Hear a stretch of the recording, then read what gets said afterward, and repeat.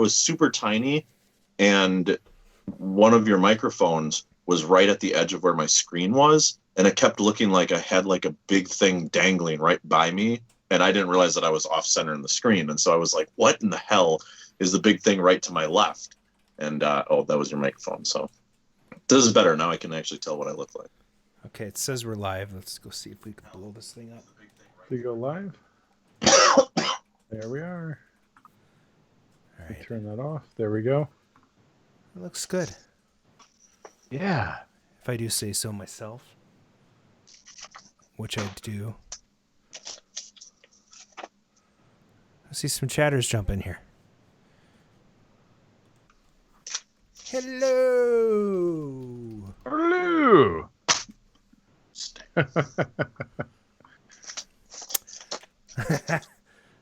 Oh, crap. I need to look something up.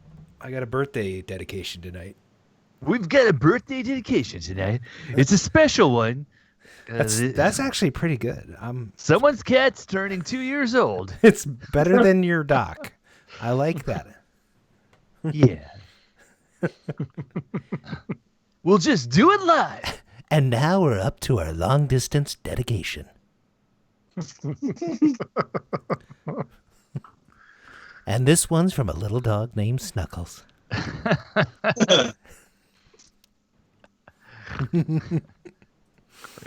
So Greaseball will be watching tonight. Well, that's good. Greaseball. Everybody's waiting for technical difficulties. Please stand by. I think we've got that figured out. I think so too. Yeah. I'm recording the show on the back end too. I remember to hit the button. So. Yeah. I'm just saying for insurance paperwork because we I have forgot 6 people watching right now. That's exciting. This is the real behind the scenes of the Moose Gaming Classic. To do paperwork. Yep, this is how it works, people. Sadly. Give me 1 second, because I just I hear this beeping in the background, and I realize that I left the refrigerator door open. Yeah. Oh, yeah. I'm glad you left that door open. Wait a minute. He left that door open. Yes. Wait a minute. I'm quoting something from a song. And our next number is by a man named Brian Armitage. Yes. Brian Armitage. Thurston Howell III. Yo, Mike Martin, what's up, buddy? Randy. It's a little dog named Snuggles.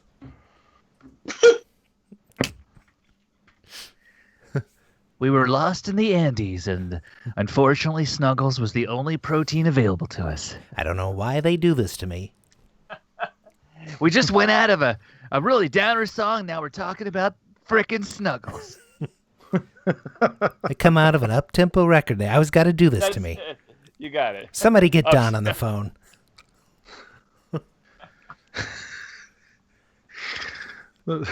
I love that clip. I'm just not in the mood for the F-bomb right now. No. Maybe later in the show. It's too early. We got kids watching. Bronco Billy. What's up, Put the Billy? kids to bed, kids. Time to put the kids to bed. And now we're up to our sexy long-distance dedication.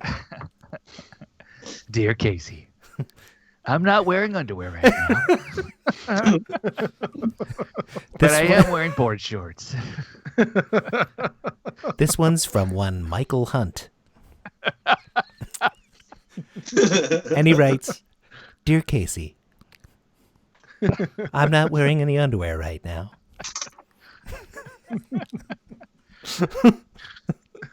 But my compression socks are evening it all out. Oh, boy. Why Ashton are you confused Kutcher. with your socks? We have Ashton Kutcher in the chat. All right. Do we? No. I was just making that up. Although I wouldn't put it past him. He probably listens to our show. Randall Gelking putting more children in front of the radio so we need to keep it super clean tonight. when you got to come out of one of those up-tempo records, man. I hate it. They do this to me every time. It will be easy. Oh, okay, so we're at 7:20. You guys want to get this mother Show ucker on the road? This mother ucker. Sounds like a plan. All right. Wait, did you guys hire a new bookkeeper? Yes, we did. He's busy. We just want to prove that we're like, we put some effort into the show, and he froze up. Oh no, did we lose? I don't want to go live now. Arcade Radio is being investigated by the IRS, so we've brought our bookkeeper. Like I could picture blurry Dan. Is he frozen on you guys too? Oh yeah, He is. Yes. Or he's holding really still. but kind of fast at the same time. In a blur. jittering. He looks like he's more doing like the Flash. Yeah. Remember the Flash? He's phasing. He's phasing.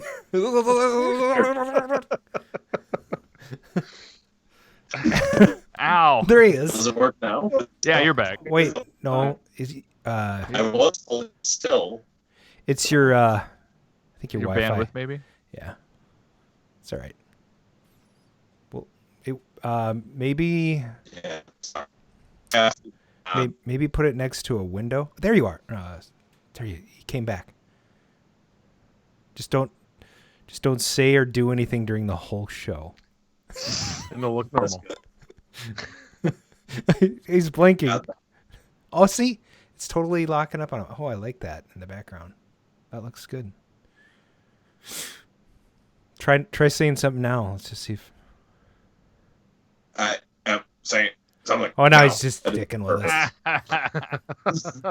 I like that. All right. Sassy.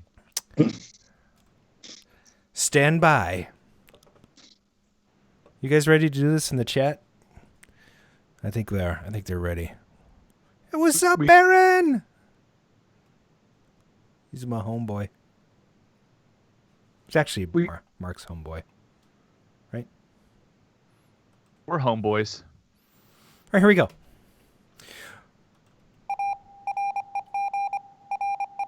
Live from KOYR Studios in Minneapolis, Minnesota, this is Arcade Radio. Hello, Commander. Computer reporting. Intruder alert, intruder alert. Beware, I live.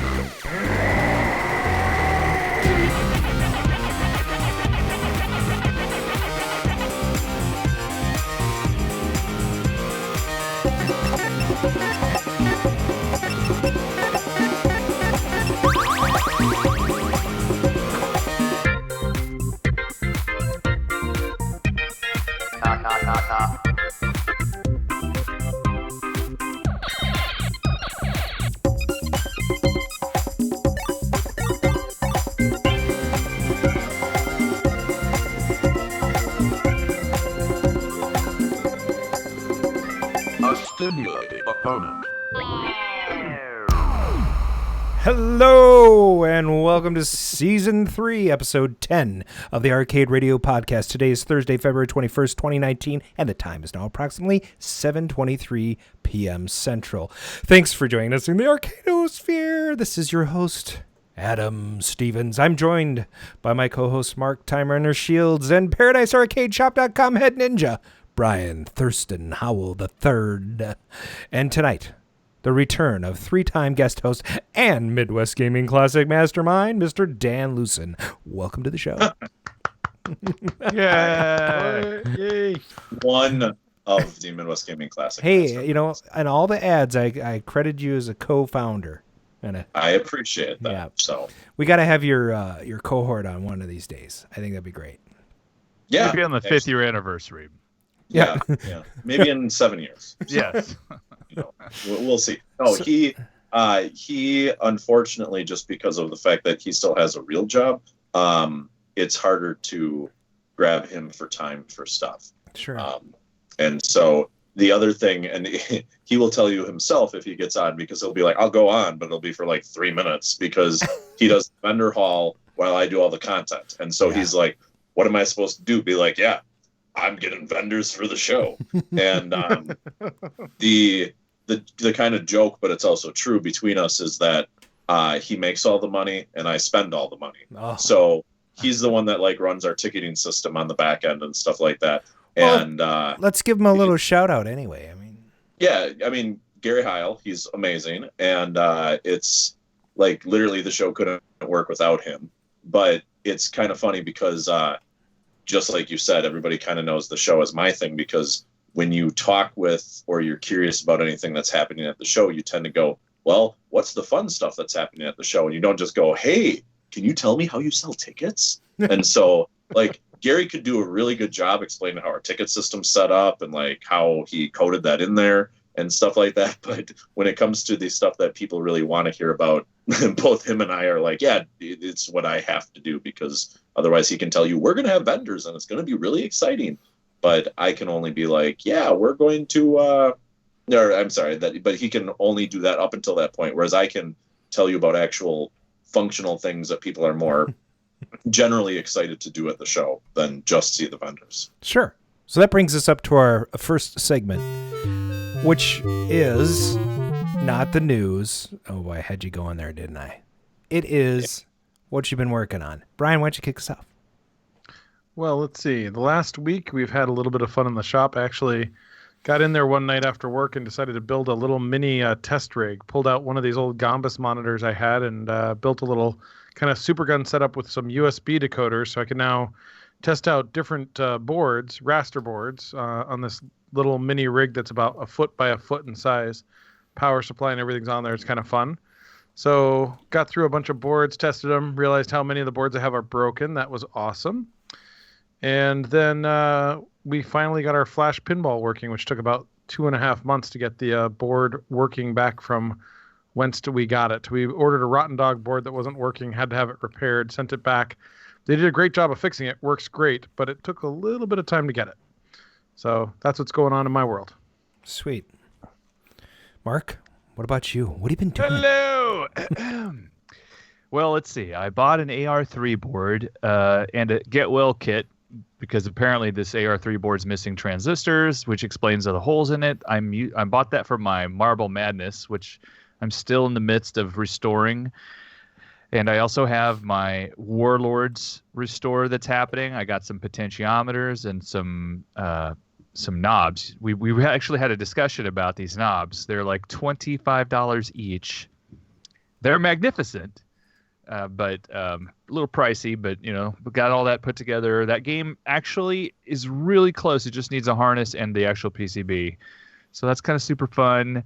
Last night I bought an American Technos WWF Superstars wrestling game. Oh, nice timing. Yes. And yeah, I got it for $200, and eventually, when I open up my arcade space, this guy gets to hang out with me for one night because he gave me a good deal. And so I guess I got to get on that. I'm not sure. What else did I do? I bought a $100 touchscreen game, and cool. What it kind? turned out to be it's the 2006. What kind? I did not know there were many kinds. The one that sits on top of the bar. Sure. You touch it, and then you start to play like a. You show your mom how to play like one of the games, and then it turns out there's a naked lady underneath the game you're playing, and then that's a big surprise. So that's one of the JVLs. It's probably just like mine. Does it have 2 buttons and a dial in the middle? I don't think it has any buttons. So it's just all touchscreen. I have a JVL Vortex. It has buttons and a touchscreen. And it has, Interesting. It has naughty gains you can turn on. Mega Touch makes a ton of different models. So yeah, 2006. Interesting. Yeah, check it out. Man. I would love to share Mega Touch stories with you, possibly. Yeah. Yeah. Well, my Mega Touch is sitting in the garage right now. Yeah. Speaking of mine's garages, on top of my beer fridge because should I go now? Perfectly fits there. What'd you say? Sorry. Speaking of garages, should I go now? Are you going to go to your garage? No, I was going to go next. Let's see. What else do I have left? Oh, I'm throwing in the towel on my 4900 chassis, and I'm going to send that to this guy who runs Paradise Arcade Shop. He apparently has repair expertise, so I'm going to see what that's like. It's not my expertise. We got a guy in the shop now, Tom, who's been doing monitors for about 35 years, and the stuff he fixes is just unbelievable. So Sweet. I'm lucky to have him because I have him on a bunch of my stuff. But Love it. so we're about to launch a new service doing that, but we'll talk about that some other time. Okay. Yeah. So mine is super brief. I've been derailed this week for arcade stuff. I did post. Many of you probably saw. I gave a tour of my arcade in the basement. We were going to show that on the air, but we couldn't find a way to make it to display in a way that would be quality. And since we've been having such, good luck with the show starting on time and such, I just didn't want to do that. So I did post it out on the Facebook page if you want to look at it. I have been trying to be a little more active on the Facebook page, doing some trivia, guess what video game this is, that kind of thing. So that's been kind of fun. I did have to move my Journey cabinet this week. Oh. Because, what's the condition? Well, the condition is that there's 9 inches of new snow and I had to get the snowblower out. Oh my God. It's not outside, is it? No, it's in the garage. I just had to move it to a different part. Literally, there's like 3 feet of snow stacked up around the driveway now. And we were getting another 4 to 6 in the next 2 days, which is just fantastic. I do want to give a little shout out to a new listener, Page Master. His birthday was on Valentine's Day. So happy birthday, Page Master. All right, Page Master. That's great. Are Dan, you do a birthday dedication?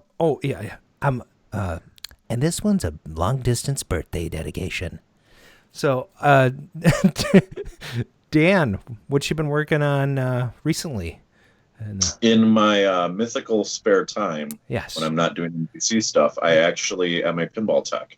So earlier today, I touched up rotated rubbers on 14 machines. Wow. And included fixing both an Addams Family and Attack from Mars that had some issues. So when you rotate rubbers, you just like move the rubber a little bit so it has more grip. You don't actually change them out, right? Yeah. So the games that I do get a lot of play. Mm-hmm. The place that they're at is currently not a show sponsor, so I don't actually work for them. I work for the guy that owns the pinball machines. Sure. So I don't want to publicize them, I guess, right. Because I don't even know what to say because I'm never there when they're open. Sure. But I have a key and I get to go in and do that. And so it's rotating the flipper rubbers a little bit because they start to tear at the edges. Sure. Really, like in a month, I'll go through 4 to 6 sets of flipper rubbers if we don't do them. And even if I am rotating them, usually I'll have to replace 1 or 2. It's a popular place, needless to say then. So do's and don'ts for those rubbers. You don't want to put any rubbing alcohol on them, right? You don't want to clean them with rubbing alcohol, or is that okay? We actually do it with rubbing alcohol, and I have not seen... When I started, I was under the impression that rubbing alcohol is kind of to be avoided with it, and I was told, like, oh no, like, it's fine. And sure. I've not seen any wear issues because of it, and it's actually made me adopt it in my own collection. Yeah, and I imagine, like, really... if that's going to dry out the rubber that bad, you've got bad rubber, and by the time you rotate them enough and clean them up enough, you need to put some new rubbers on. Yeah, the thing about I don't clean the rubbers on the games that are not flipper rubbers with rubbing alcohol, and we use the super bands on the games that I use the rubbing alcohol on, and so I don't know if that's part of it too, but. None of the super bands none of the flipper rubbers on our games, period, last long enough to... None of them are going to last for 6 months because the games just get played too much, which is great. It's great to see pinball out and loved that much. But I guess, like, my games have all older rubbers on them, older flipper rubbers, the not super band ones. And the rubbing alcohol definitely doesn't clean the standard rubbers as much. And quite frankly... I'm now leaning towards probably at the show, I will see if someone's got super bands that I can replace all that I've got with super bands afterwards, because they're not, at first I didn't like them. I kind of liked the feel, if that makes sense, of the original rubbers, and now I've kind of been sold on them because they hold up much better. Yeah, I've got super bands on my Xenon, and they're a little harder to get on the flipper, if you ask me, but once they're on, they work really well, and they don't wear. I make my hands bleed regularly when I do that. I got myself today on one of them, actually, as I rotated it. So it's amazing how tough those things are. But well worth the effort. So I think we're going to move on to the next segment, which is, of course, the Arcade News with Brian Armitage. And what a riveting news segment we have today. There was a new Tapper high score set. So Will Snowflake Rosa once held the world record in the 1983 game. Lauren Fetterstone holds the current high score of 14 million until Rosa's score, Rosa took over at 14,826,000. What's interesting about this, I didn't see the clip, but our own host here, Time Runner Shields, was giving an account of this and how his wife was basically heckling him through the broadcast. And at one point, the handle broke off the machine, and he kind of called it quits at that point. So said he felt he could keep going. Kind of an interesting high record or high score set. Another thing I looked up this week just for giggles was, there's multiple high score boards now. And I just looked to see what the latest was on Arcade, and 2.9 million by Peter Hahn at Galloping Ghost on Alien vs. Predator, which is interesting because that puts him third on the Twin Galaxies high score. But the high score there was not set. I was set in 2018. So a lot of high scores going on. Now, another thing that was going on in the last month, it was Get Your Kid Stuck in a Crane Machine month. Yeah. So the guy in New Hampshire who was a school teacher who got his 6-year-old to climb into a crane machine and start handing him prizes was finally sentenced, $1,000, 2 years of suspended sentence, 90 days in a house of corrections. I don't know what a house of corrections is, but it sounded interesting. And he has to go to counseling. He has to go to counseling and stay out of the Salem Mall for 2 years. And while all the sentencing was going on, there was a 2-year-old in Alabama doing a repeat performance and got stuck in a claw machine at Rotolo's Pizzeria. This thing happens a lot. I posted a while back on the Arcade Radio Facebook page a compilation set of photos of kids getting trapped in there. And it's the funniest thing. They're usually standing in there with their lip out, like they knew they shouldn't have gone in, but they did. It's odd that a dad would send their kid into the machine. So the one that the dad sent his kid into was one of these ones with like a Switch and like high-end games. So he was handing him $200 to $500 systems out of this machine. Yeah, well, he deserves what he gets. He's going to hell.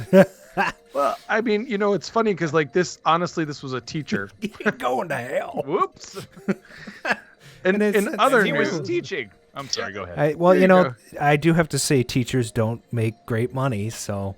Got to supplement. Yeah. Well, the interesting thing about his article was they said this teacher was actually paid $85,000 a year. Well, he could afford a Switch then. He could probably afford a Switch. All right. I mean, I don't know. So it puts the value on anyways. So, in other news, a mint condition Super Mario Brothers cartridge from 1985 sold for $140,000. This is the highest or most expensive cartridge to ever sell. What made this one special was it was coveted from a test market launch for the NES that was launched in New York City and Los Angeles. There's very few of these out there. And prior to this, I believe the record was 100,000. Sorry, it was 42,000 in a shrink-wrapped copy of Super Mario Brothers in 2017. So this is that one. I know a little bit about that. Yeah, I was going to ask you about that. That is the only market that game. We're losing Dan. It's roboting. I think he says that's the only, and he just totally... Only? He's definitely saying only. Oh. He's showing us his O face. His O face. Oh, no. Yeah, he's definitely locked up on us. I think he was about to tell us it's the only existence of that cartridge, period, and that in its form. And I think that it's true because there. And you can look this up online, and Dan can confirm this when he gets back. But there's different there's different packaging. There you go. Go ahead, Dan. And there's. Am I back? You're back. Yeah. I think you just need to hold your hand on top of your phone. My internet right now. Yeah, go ahead. It was the only test market version of that game that's ever been known to be sealed still. Yeah, and it was a group of collectors that bought it, not just one. Right. So the rarity of that and the test market part of it is what in large part drove the price of it. And it's also obviously perhaps the most iconic game. I'd agree with that. Because of that. And so, like, on one hand, yeah, it's a game that you can get a million other times, but if you want the creme de la creme of that game, this is the only chance that you have. So. Sure. There's a story I've told on the air a few times, maybe alluded to it, but I will briefly give you a history. Nintendo intended to market their hardware through the U.S. through Atari. That was held up in negotiations, and Atari stalled as they tried to get their 7800 hardware off the ground. And Nintendo got tired of waiting around for Atari, essentially, and in 1985 introduced the Nintendo to North America. So, and at the time, Jack Tramiel had just come out of Commodore, maybe a year or two later bought Atari because he wanted Atari Home Division because he wanted to invest in something new. And he shelved the 7800 project in 84 because he believed computers were the way in late 84.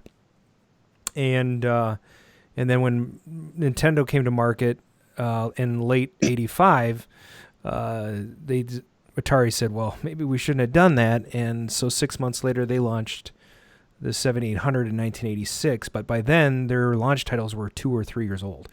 So, and the hardware was vastly inferior to the Nintendo as far as how they utilized it and what the Nintendo was able to do. And Super Mario Brothers was just, I mean, it was unbelievable. I must have played, I put in so many hours on that game, and I still do the turtle trick and get multiple lives and know where all the warp zones are, and I love that game. So it's kind of an interesting story. I was actually very skeptical when I saw the price tag on that, but there's a couple of websites out there that will tell you why it's worth it, what it is, and it has everything to do with the little sealed sticker and how they identified it. And WADA, I guess, was the company that verified it, and it went up for auction. So that's just a really cool story. You want to do your next, now that I've derailed everybody, go ahead and get on with your bad shelf, Brian. Can I just link something real quick here? Sure. WADA's coming to our show, and I will just say, keep watching our site if you're into Nintendo stuff, because we're going to be making quite an announcement teamed up with them about something Nintendo related sometime soon. Oh, very cool. Awesome. In the final news for today, in the news segment, we'll have a lot more news about the MGC coming up soon. But in the final news of the news segment, Super Impulse is releasing a new set of card-sized arcade emulators coming this fall. They've been known for doing tiny arcade cabinets with arcade classics, but they're going to release these almost credit card-sized games for about $20 to $25 with titles like Tetris, Missile Command, Centipede, Pac-Man, and Pong. You know, this is kind of a throwback to those old little LCD things that I think most of us used to play with at some point, except these games look a lot more sophisticated than the ones I had growing up. Sweet. We do have one other news item that if you happened to catch Care 11 last week, apparently Brian, myself, Steve Murky, and a couple others were, Randy Gelking, were on Care 11. Our arcades were featured in a segment about people that have these games in their basement. If anybody has a link to that segment, I'd love to see it because I didn't see it, but I just thought it was worth mentioning. Randy pointed that out. Thank you, sir. And I think that brings us right up to... Back in '82, I used to be able to throw a pigskin quarter mile. Back to the cave with Time Runner. Why are things so heavy in the future? Is there a problem with the Earth's gravitational pull? You know, I wish I could do this segment as Uncle Rico the whole time. Back in '82. Well, back in '84, there were technology news. It's funny because you already brought up Atari 7800, and my technology news was that Atari announced the 7800, a next-gen console compatible with 2600 cartridges, and then shelved it until '86. Well, there you go. Sorry to hijack the news. Hijacked. Yes. But what's funny about that, I never wanted to buy one. Anybody in this chat own a 7800? I don't know why I have trouble I think no, because for me, I didn't even have an Atari 2600. Oh my God. Yeah, I had to go to the neighbor's house, and then one of my other neighbors had a ColecoVision, which I liked better. But right, I didn't own mine back in the day. Right, but I know someone that did, and I really wanted one back in the day. But the quick story is that my dad, when I was very young, we got a 2600 because he loved Space Invaders, and it was cheap, and so we got that. And then the Nintendo came out, and I was like, that's what I need. And my dad was like, you have a 2600. What's your problem? It's the exact same thing. And I was like, no, it's not, Dad. Like, how can I show this to you? And he wouldn't believe me. But the positive that came out of that is that he would take me from rummage sale to rummage sale looking for games. So I got like this kind of collector mentality to myself very early on. Sure. And I actually still have all the games that I found back then. And I really enjoyed the 2600. And then I kind of always stayed a generation behind. Mm-hmm. And the positive about that is it's super cheap to get into the previous generation. That's really interesting. I got my first Nintendo probably in 1989, only 4 years after, but it was at a garage sale. So somebody was already done with it 4 years later, which I thought was really interesting because I didn't pay much for it, maybe $20, you know? Wow. Yeah. My first one, I would say, was probably around the same time, maybe a little bit later even, and it was at a card show. And I had been saving my money forever, and my dad was super angry that he took me to the card show and that I had enough money for it. But I bought it, and it was like a Nintendo with 5 games and 2 controllers, and I think it was like $40, and I still have it to this day. Nice. That's great. I love that. If anybody is interested, what's the one called? Is it the AVG? Is that the new Nintendo FPGA version? I have it. I should know what it's called. I think it's called the AVG. I can't remember. Anyway, it's FPGA. There's a few different ones. Yeah, but this one's FPGA, so it actually emulates the hardware at the hardware level instead of having the emulator built in, and timings are usually off and such. But anyway, I have that, and I have a multi-cart, so I still have my toaster version and an action set and all that, but I play the AVG all the time. I love it. It's funny that reminds me, last year we talked about the Atari VCS that had the Kickstarter that raised $3 million last year. Where is that thing? You know what? On the 7800 thing, That's not the question I'm answering. Hold on. What do you? Yeah, go. Anyway, I don't want to derail you. Go ahead.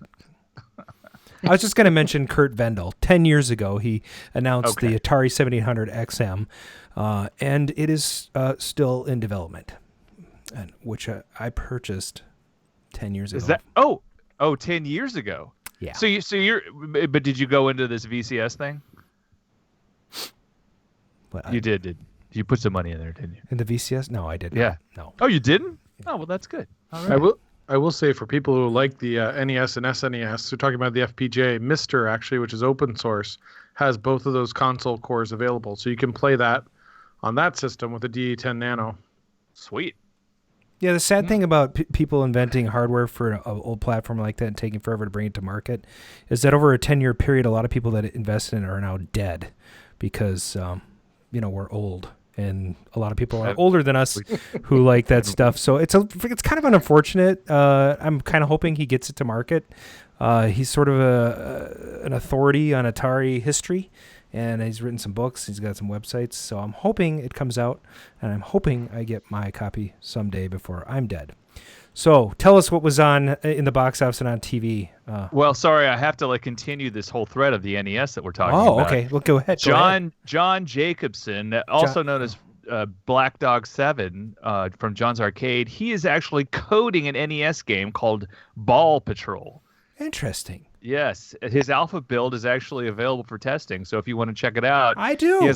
He has a link to it on his Twitter feed, BLKDOG7. Check it out. That is amazing.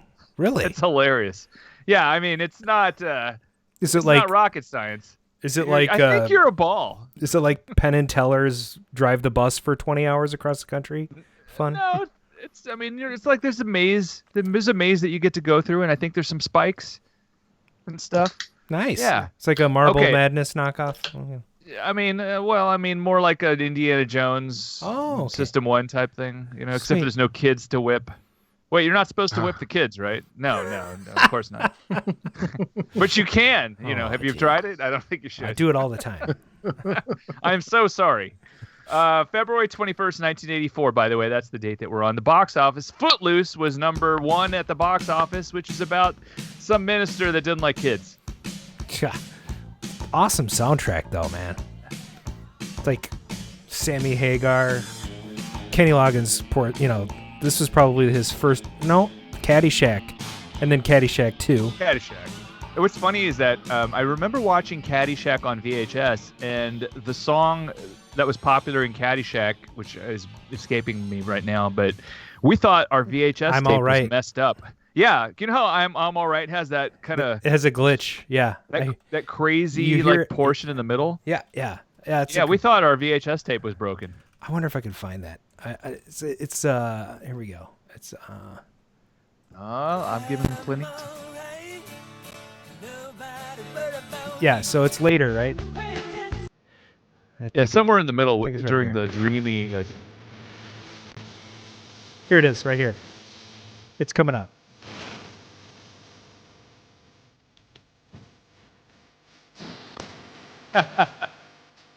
How's that? Did I do good? Fine.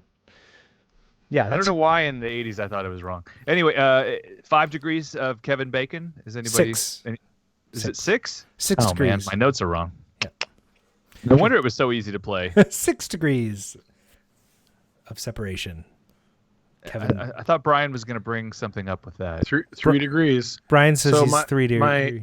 My ex-wife yes. called the city planner for Philadelphia, city you know a little bit about, Mark, who is Ed Bacon, Kevin Bacon's father. Oh. And so during the 80s, Ed Bacon was the city planner for Philadelphia and was responsible for the buildings being limited below the height of City Hall. That's so weird because got let loose. Ed Bacon is my uncle. That is very weird. So anyways, 2 degrees for me. I think 3 degrees. Was there anything on TV? Because I'd really like to know.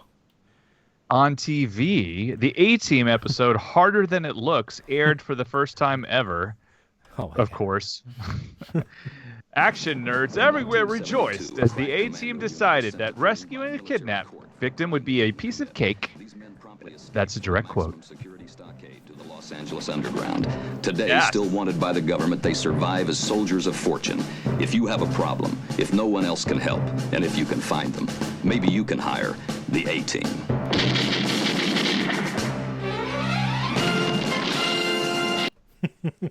Nice.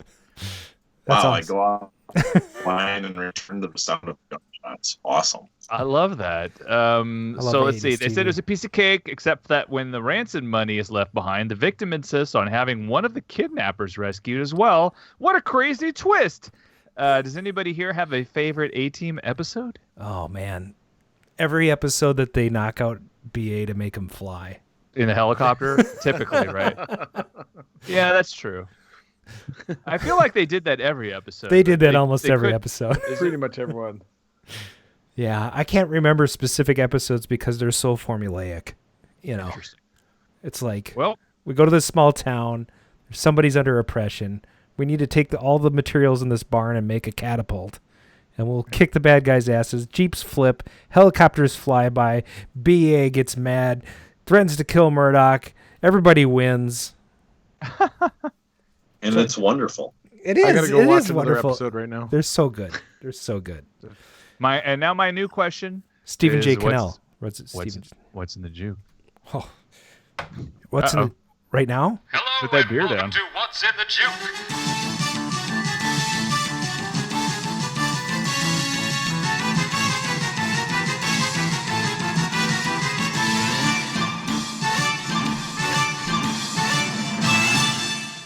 Wow. That was high Hello, energy. and what's in the juke? You know what? Actually, I recorded a new bumper for that, but I'm not going to play it tonight. We'll play it in the next show. Ah.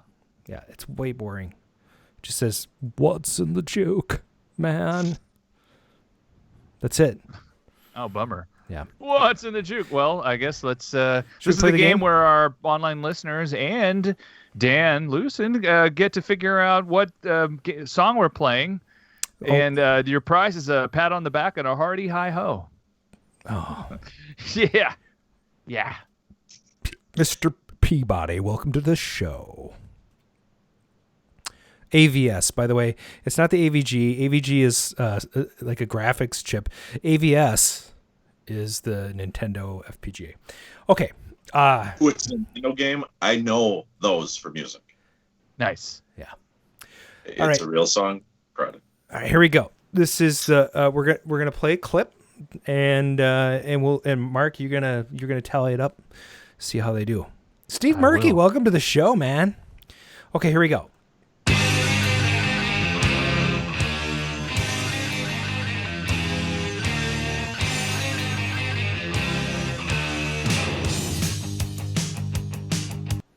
Think that's enough? Not for me. Man, that's a tough one. I played that and I thought this was a hit, but okay. We'll play a little bit more.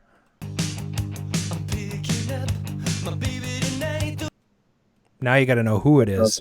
Rick Springfield. Casey pulls out the first half point. Right? Nice. That's on. Yep.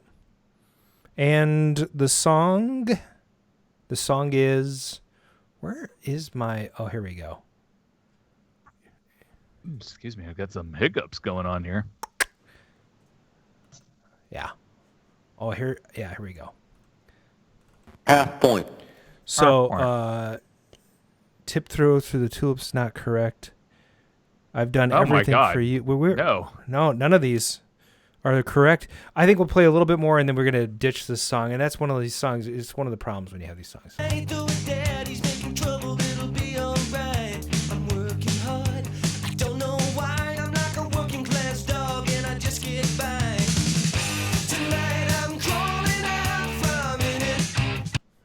It's a good song.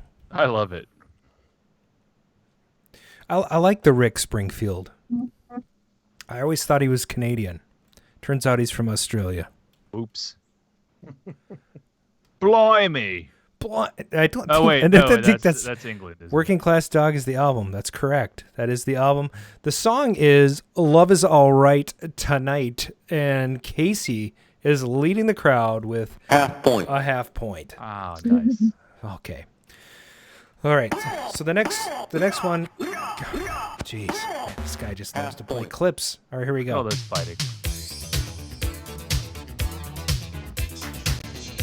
Boy, I just sort of gave it away there, I think. How?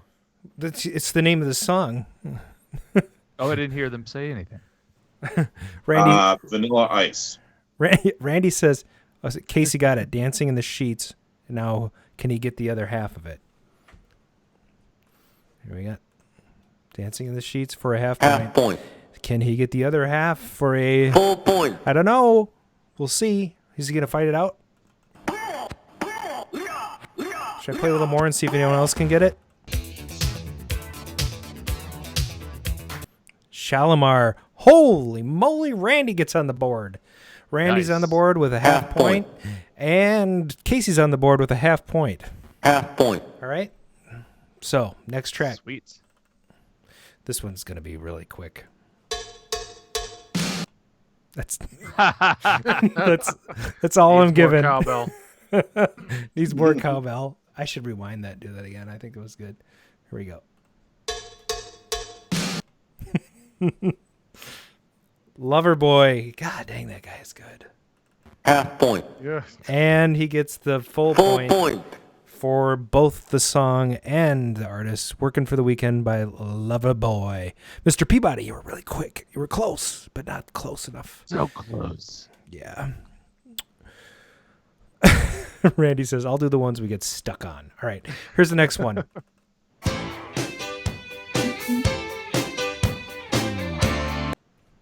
I don't know.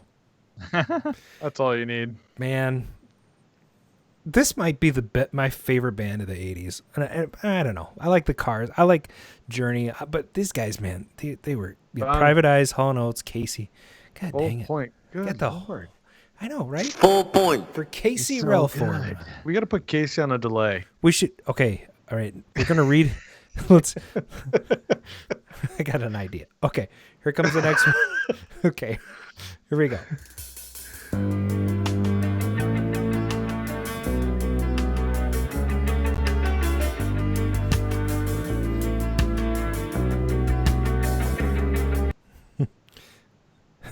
I recognize that song, but that's as far as I go.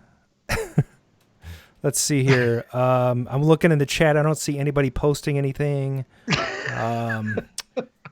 Wow. This is taking people a little bit. I'll play a little more.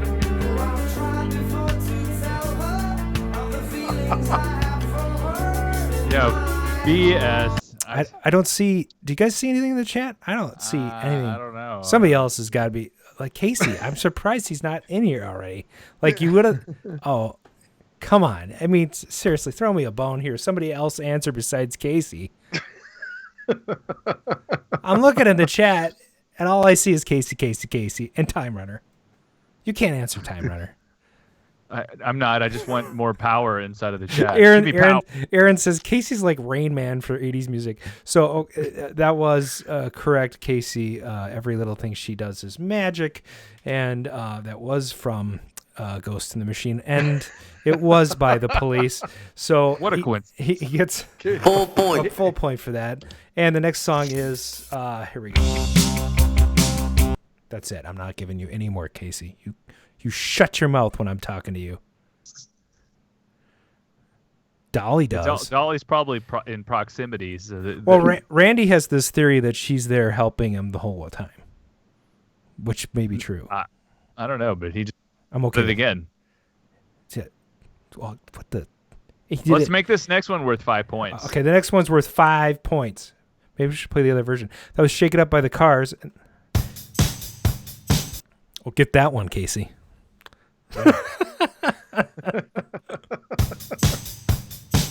If he gets us, I say we just don't do the next 3 songs. Don't finish. Right. There's no. Aaron says he's seen Casey's answer literally when the music comes on, and he said FML, which I think means Farm My Life. Oh my gosh. He got it.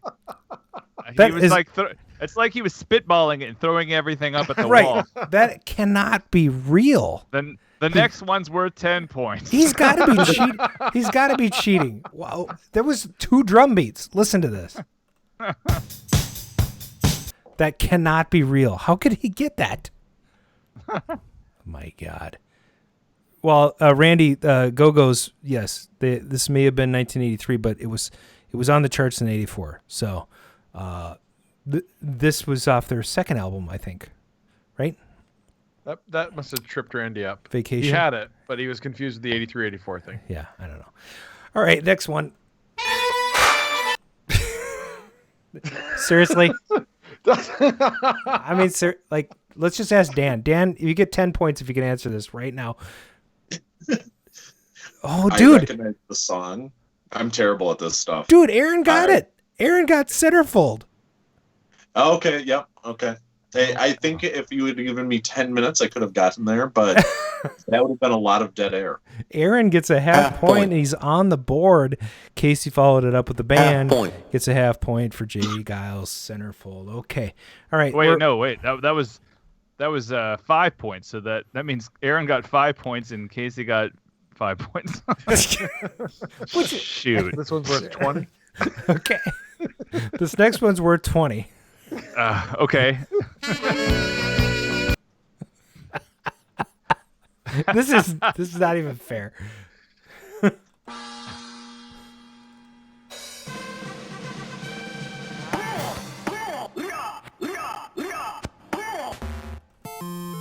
That's an arcade game. I can do that. Oh my God! Harden my heart. You got it. Steve, dude, you are in there. You gotta challenge Casey next time. You were so close to kicking his ass. No offense, Casey. So I guess this next one has to be worth 40 points. So that was Centerfold by J. Giles Band, wasn't it? No, that was Hard My Heart by Quarter Flash. Yeah, sorry. Right. Because it's right there in the chat. Okay, this is the last song, right? 40 points. 40 points. 50. Dan says 50. Guess says 50. Yes. All right, good. Yep. Okay. Here we go. There you go. Nice. That's gonna be tough.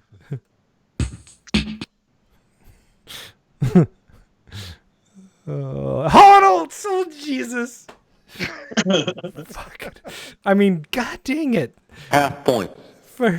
He got the song too. Full point. So Casey and Ralph are just freaking wiping the walls with everybody as usual. We're gonna have to come up with a new segment, points, right?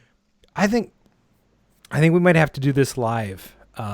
We'll have like a qualification round, and then we got to bring two of the users, and we'll do this for one of the episodes. I think it should be fun. We'll bring two users on, and then we'll pit them against each other live on the show. So there's no delay. There's absolutely no way that somebody's getting an advantage because of their better broadband. And we'll do. What do you guys think? I think that's great. Right. Hey, I just actually sent you. Dolly sent me video of Casey playing to show what happens when he plays. So maybe we'll bring that up in the next show or something when we throw that on the Facebook. Man, well, that's more than Billy Mitchell has to defend his score. I mean, oh, did I say that out loud? Wow. Casey's like in sweat, the gear that you go to the gym in, and he's like hunched over and just I was like, what is happening? This is amazing.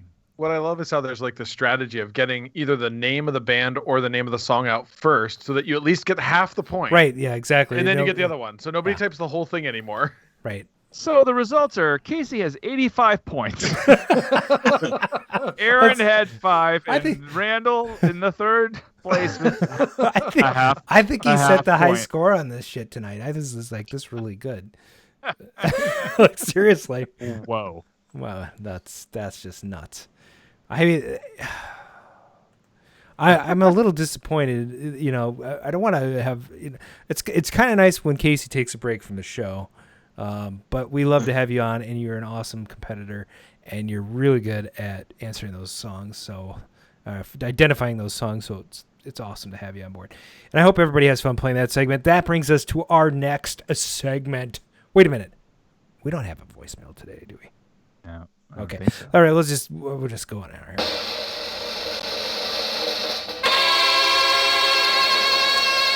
Christ, that's loud.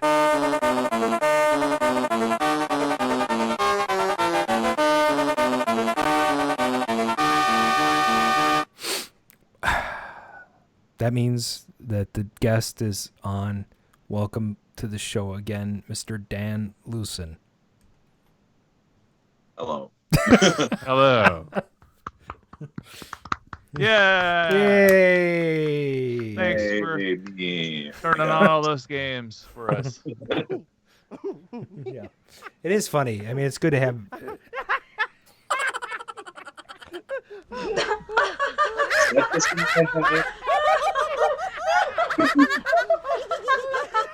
Okay, that's enough of that. I actually thought that was Brian. I thought it was just me. I let it off, but The show finally got me. Combo. Giggling.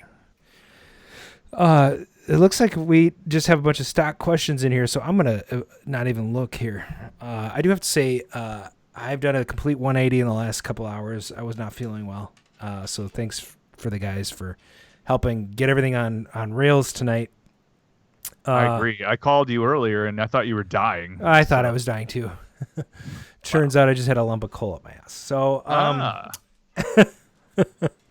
in a week, it'll be a diamond. So, wow. You know, yeah. So Dan, co-founder of MGC, you've told the story. Goat Store, the ups and downs of MGC, getting it on rails again, and now you're at the Milwaukee Center for the second year in a row. How do you feel about? I'm sorry, Milwaukee. We're in Milwaukee. At the Wisconsin Center. At the Wisconsin Center. I'm sorry. And the Wisconsin Center is a fantastic, I said it, Brian. I said it out loud. It's a fantastic venue for a convention such as yours. Tell me what it's like to be there for the second year in a row. Okay, well, first I'll say it's an almost fantastic venue. There's some things that have been difficult because, for instance, they're the largest convention center in the state, and so like as of this weekend, they are holding for 10 days straight, I think it is, the Wisconsin Auto Show, and so every auto manufacturer is going to have cars there and set up and doing their own thing, and so this center is used to a lot of really big groups coming in with huge, like, I'm going to come in with I don't have a Chevrolet, but I'm going to come in with Chevrolet and we're going to buy, this much square foot and this is how it works and blah, blah. And for us, the thing that's unique is that so much of our show is fan driven, where it's not companies coming in, it's individual collectors and people that are going to bring in like a game.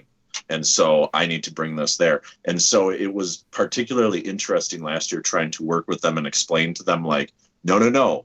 There will seriously be like 50 people in cars picking up pinball machines. We need to be ready for that. And they were just like, you won't have that many. And it was like, no, trust me, we will. And last year there was a lot of back and forth between us and them. And, so it was a learning experience, not only for you, but for the people that run the venue. They didn't believe that you were going to bring in the crowd that you do. Can you give us an inkling of how many were there last year? So last year we drew about 12,000 people, which is actually identical to our final year of the Sheraton. Mm-hmm. The thing that's different about it is that we drew 12,000 people last year based on 9,000 on Saturday and only 3,000 on Sunday because we got hit with a giant blizzard. Which I drove. I drove back to Minnesota. Normally a 5-hour trip.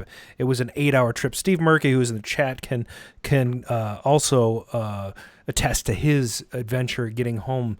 I had a different job back then, so I had to go back, and it was nerve-wracking. 17 semis jackknifed on the ditch, 60 cars in the ditch or on the side of the road, just awful conditions. Yeah, well, and I mean, here's the positive.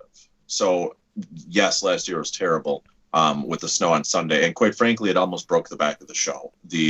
We were scheduled to do more attendance than we did on Sunday by a decent amount, and the lack of Sunday attendance being decent, while Saturday was better than we expected by a little bit, the drop-off that we had on Sunday was significant enough that we had to go back to places and find additional money this year before we could say yes to doing the show. Mm-hmm. But one of the things that Gary and I both felt really lucky about after the show was over is that if we had stayed at the Sheraton, the show would have ended last year. Because on Sunday with the snow, while we heated the tent area, the problem with that is that the snow was collecting so much would have collected so much on the roof of the tent that it would have condensed and the inside of the tent would have been raining. Sure. And we had a small issue with that one year in the past, and it wouldn't have mattered how much heat we were pumping into the tent. It wouldn't have been able to maintain with how much the snow was. I remember that year. We would have had to close, like all the vendors would have pulled out on Sunday. We would have had to close the entire vendor hall. The tabletop games would have pulled out. That was 63,000 square feet. I'm sorry, that was not 63,000 square feet. That's what it is now. That was 18,000 square feet, which back then was 1/3 of our show floor. And because we moved and we had, a ceiling, which was new to us for the vendor hall and wall and actual heat. When it snowed like that, there's still some sort of testament to the show that 3,000 people came. Yeah. And my wife was literally stuck in the driveway with the kids, shoveling frantically, trying to figure out how to get to the show and stuff like that. And we have enough of a base of people that really believe in the show that we still had 3,000 people come. And what else was kind of amazing about that is that there was a number of people that wrote to us afterwards and said, hey, I wasn't able to make it. Is there anything you can do for us? And I wrote them back very honestly and just said, look, guys, like we sized the show based on how many tickets we pre-sell.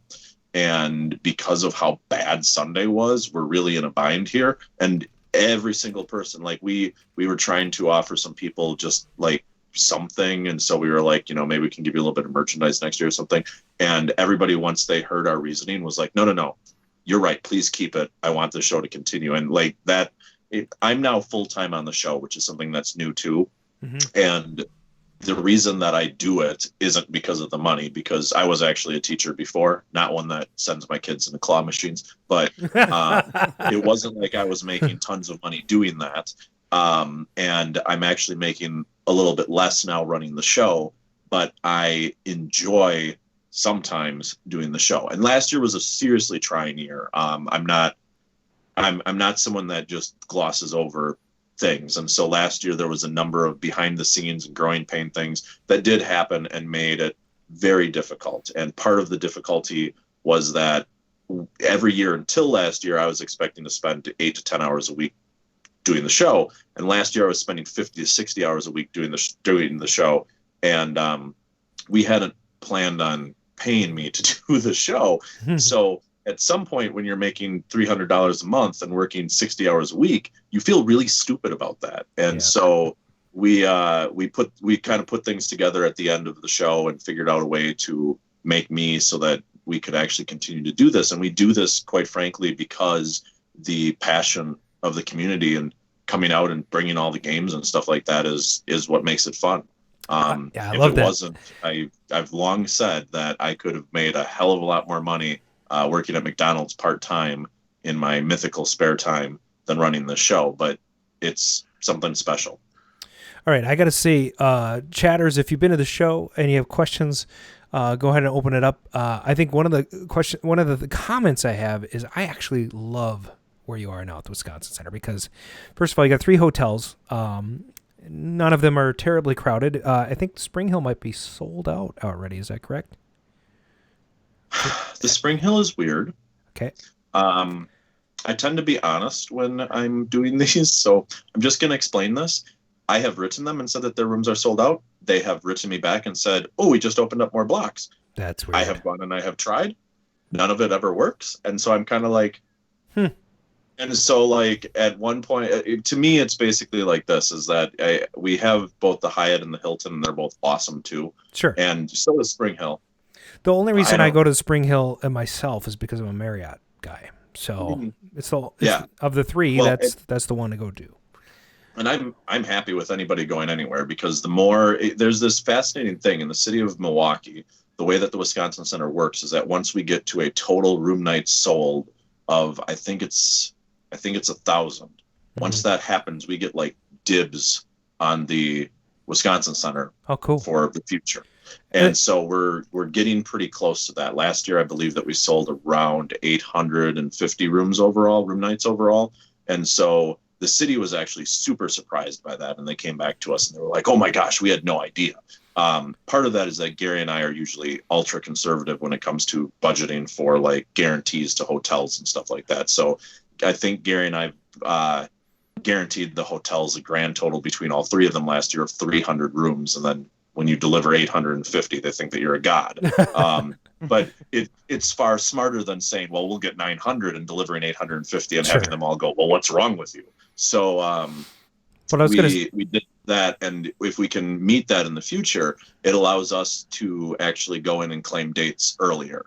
Right now, we're in a thing where you can only claim dates, I think it's 16 months in advance.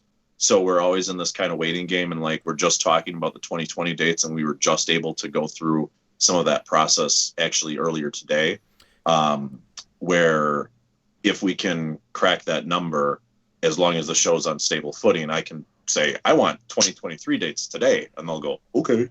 Wow. And I got to tell you guys that this is really cool to hear this piece of the story, because this is how hard they work on the back end to make this thing, to facilitate, good facilities for the patrons that come, the fans that come and want to make this thing successful. The vendor hall and all the events are what make this thing successful, And by the way, if you had a rough year last year, and Eugene's going to be there this year, Eugene Jarvis, I know he's in your corner, so you got a cheerleader coming on board this year for sure. So that'll be fun to have him there again. I do have one question. Or I have one comment, actually, and Steve Murky and some of the other chatters might back me up on this, but being at the Wisconsin Center downtown really affords you some fantastic places, I said it again, Brian, to hang out, some fabulous places to go in Milwaukee and enjoy food. And there's an up down there if you do want to, have another set of video games to go play. But there's great steak houses. There's a couple of speakeasies, and it really allows you to come and go from the convention and make it your own while still being able to enjoy Milwaukee itself, which I really like. And I don't know. Yeah. So one thing that I'll just toss in there that was fascinating is that, and this is something we didn't expect, we went from selling on the Sunday night in particular, and we do not, our hotel blocks they start closing on the 7th of March, and I always try pushing them. So chances are they won't close on the 7th of March, but that's when they start to close. And when we had closed our blocks last year, had sold something like 60 room nights on Sunday, which on one hand, when I had just said that, Sunday was a night or overall we sold 850 room nights, it doesn't seem like that much, but compared to the previous year that our Sunday room nights was like 4, selling 60 is like insane. And it shows that people are interested in seeing what's surrounding there. And quite frankly, like, there's a eating place. It's called Build a Breakfast, Build a Burger. That's within a block of the Hilton. That's like one of my family's favorite places. And so we'll drive downtown, park there, go in there and eat. And so like lately when I've been going down to the Wisconsin Center, I've been like, ooh, I'm going to walk over there and get sit down and get a quick breakfast thing or whatever while this is going on. And so it gives us a lot more of those options. Before there was really very few in Brookfield. And, Milwaukee is the big city, and so it's nice to have the city kind of get behind us. And like they did a bunch of things too. I actually have just in the other room, they put up these big banners for us on all the poles downtown that have all said, welcome Midwest Gaming Classic. And that's cool. It was, and like honestly, driving down there was kind of like, whoa, we're real, we're legit. Yeah, like this is real. So, and like I actually asked them if I could grab a few of them after the show, and so I have 3 or 4 of them because I was just like, that's so cool, and I can't believe that they did that. And so it's definitely nice to have some of that backing. And that's not to say, by the way, that Brookfield didn't do that. Brookfield became a very good partner with us as the years went on. When they first started, they wouldn't talk to me, but then as basically one year the news media called up their visitors bureau and was like, why aren't you at the show? And they're like, oh, we come to that show all the time. And then they came out, and after that interview, they came to me and they were like, this is amazing, we need to help you. And then they were an outstanding partner with us in Brookfield. So I'm not downplaying Brookfield's role, but it's exciting to be, there's a bunch of stuff that's going on in our downtown right now. There's the brand new Bucks Arena that is like 4 blocks away. There's a trolley that they just opened up, which is, I mean, I like it, and it's free right now. So you can, if you walk 2 blocks from where the Hilton is, you can board the trolley and you can ride it across town. And the route on it's kind of weird right now, but you can go to a couple places to see some things. And so there's more opportunity to actually see things around you than there was before. Yeah, and I would say the Brookfield, you know, when you go to some place for a number of years, which I did, you know, for MGC, and I know some of the other people in the chat did, and other listeners that will catch this in the in the coming weeks. But the interesting thing is when you get to a place like that, and I've been to other conventions also where it really feels like home. And so, like, I could go to the Brookfield when the convention wasn't going on, and I knew the bartenders. You know, I knew the front desk, and that is really cool because you can go in and be like they recognize you, and you're like, yeah, I go to MGC. Oh yeah, I love that. You know, so they immediately have this bond, right? And you get either free drinks or they treat you special, and there's there's that bond, and you really feel like they're family. So while I'm very sad to have lost my family at Brookfield, I'm really excited to see how things pan out in the new space. There are new sort of patterns that we're getting into as friends groups when we hang out. We did the Capitol Grill last year, but I just learned that the Milwaukee Steakhouse, which I love to go to while I'm there, is 9 minutes from the venue. Like, period. Like, I can get there like right away. So I'm super excited. So let me tell you something actually kind of funny about that. The Sheraton, literally while I was with a meeting with the Wisconsin Center, we were meeting for lunch. I guess this was a year ago in summer, and this was before we had the show there. And every year I would take a meeting with them, and then every year after I was done with the meeting with them, there would be something stupid. Like one year they were like, yes, every pinball machine that you plug in is $250 and our people need to set it up. And I was like, okay, bye. Because we've never grossed $250,000 just for electricity. Like, that's impossible. And so we would always do the meeting and just kind of do that and then explain, and then say, okay, you know, we've got to go back. Now, we were very concerned with the Sheraton the previous year for a number of things, and it wasn't necessarily the venue. It was also just how many people we were getting, and the tent we knew wasn't like a long-term solution. And the city of Brookfield was building a new convention center, which they are still doing. But the convention center, which had been promised to me to be 120,000 square feet, became a 40,000 square foot convention center, which they were like, but you can split it into different rooms. And I was like, unless if each room becomes 40,000 square feet, that doesn't help me. And so we kind of knew that this was going to happen one way or the other.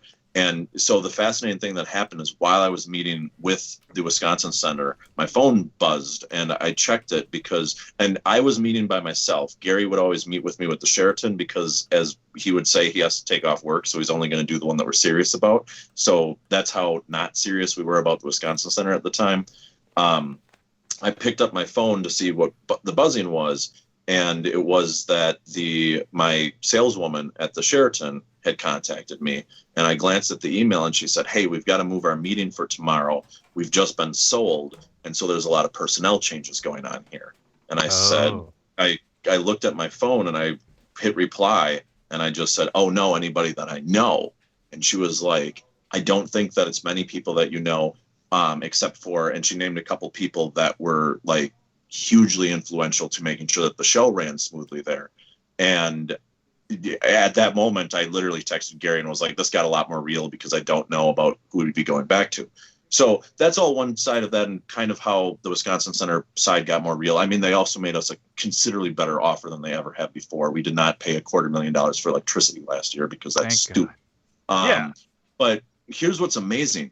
After we made the announcement, we got contacted by 5 or 6 of the Sheraton employees that said, we love your show so much. Can I volunteer for you this year?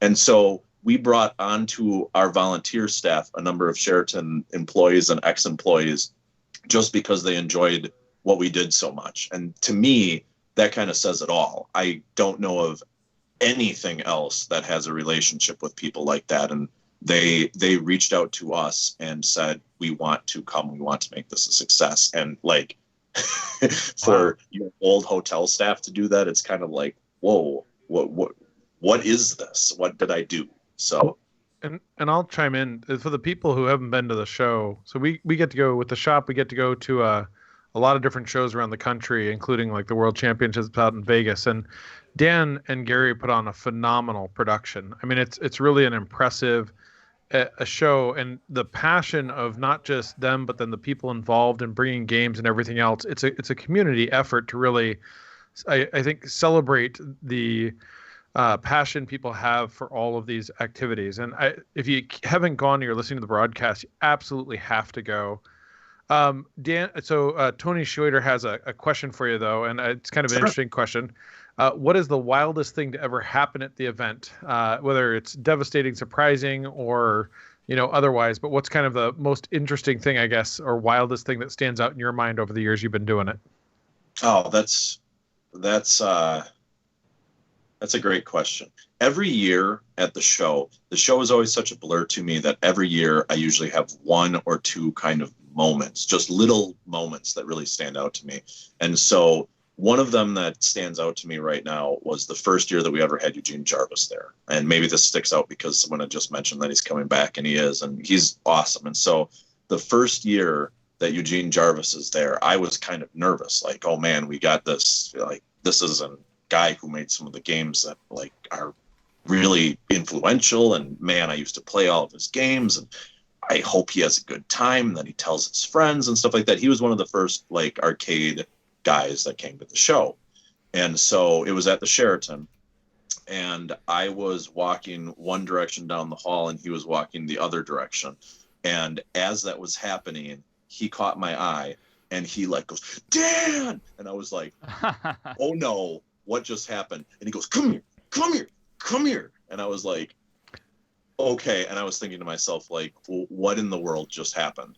And he pulls me to the side and he goes, I've got to tell you, I just played a Vectrex in Vectrex. And and then he goes, it was awesome. And then he walks away. I love you, Gene. And I was just sitting there like, okay. Yeah. And so like a lot of the stuff like that, I mean, I have a lot of the positive things that stand out. There's been negative things too, but I don't tend to think of them as the wild things because my background other than teaching, I used to work for Six Flags, and I was a full-time member of management there that was in charge of. I think I remember this story. And so for me, a lot of the like crazy stuff is more of the stuff that I just want to suck in, and it's kind of normal. Like when you're entertaining 20,000 people a day at a theme park, you're going to have stupid crap happen. And so for the most part, that type of stuff isn't the stuff that I remember. I remember the kind of crazy moments where someone grabs me and does something completely unexpected. Or like I find out something that happened at the show and it's just like, wait, what? Really? Oh, that's it. So we got a couple I got a couple of questions in the chat. Can I interrupt? So Steve Murky, so he says, have you ever considered selling a limited amount of Saturday night VIP tickets for the after party? I think he's talking about the arcade after party for those that can't bring games due to the great distance. And he says that we would be willing to pay to attend. So, add $100 and it wouldn't stop people from bringing games. What do you think about that? Right. So that's a great question. The arcade after party, the reason that it was started actually. So our show compared to a lot of the straight up, like, I'll use Pinball Expo as an example. And compared to Pinball Expo, our show brings in more of the general public. And so one of the things that we realized when this was going on is that, like, I really enjoy talking to other people that have arcade games and pinball machines and stuff like that. And so if I brought in my Popeye game here, and if I wanted to meet someone else and talk about how cool Popeye is, Popeye's awesome. I mean, it looks like a boat. If I wanted to talk with someone that actually he's talking about the pinball. He's talking about the pinball, though, right? Yeah, the pinball. It's a giant boat. I love it. It's so cool. Yeah. So as a very brief aside, the gameplay on it is really not the greatest, and there's a lot of people that don't love it. But it looks like a boat, and so I can't get it out of my basement because it's just like it's like my 3D art right here. So anyway, though, I can have that conversation with someone at the after party. Whereas if I walk up to someone playing my Popeye during the regular show, they're going to be like, "Yeah, it's a game."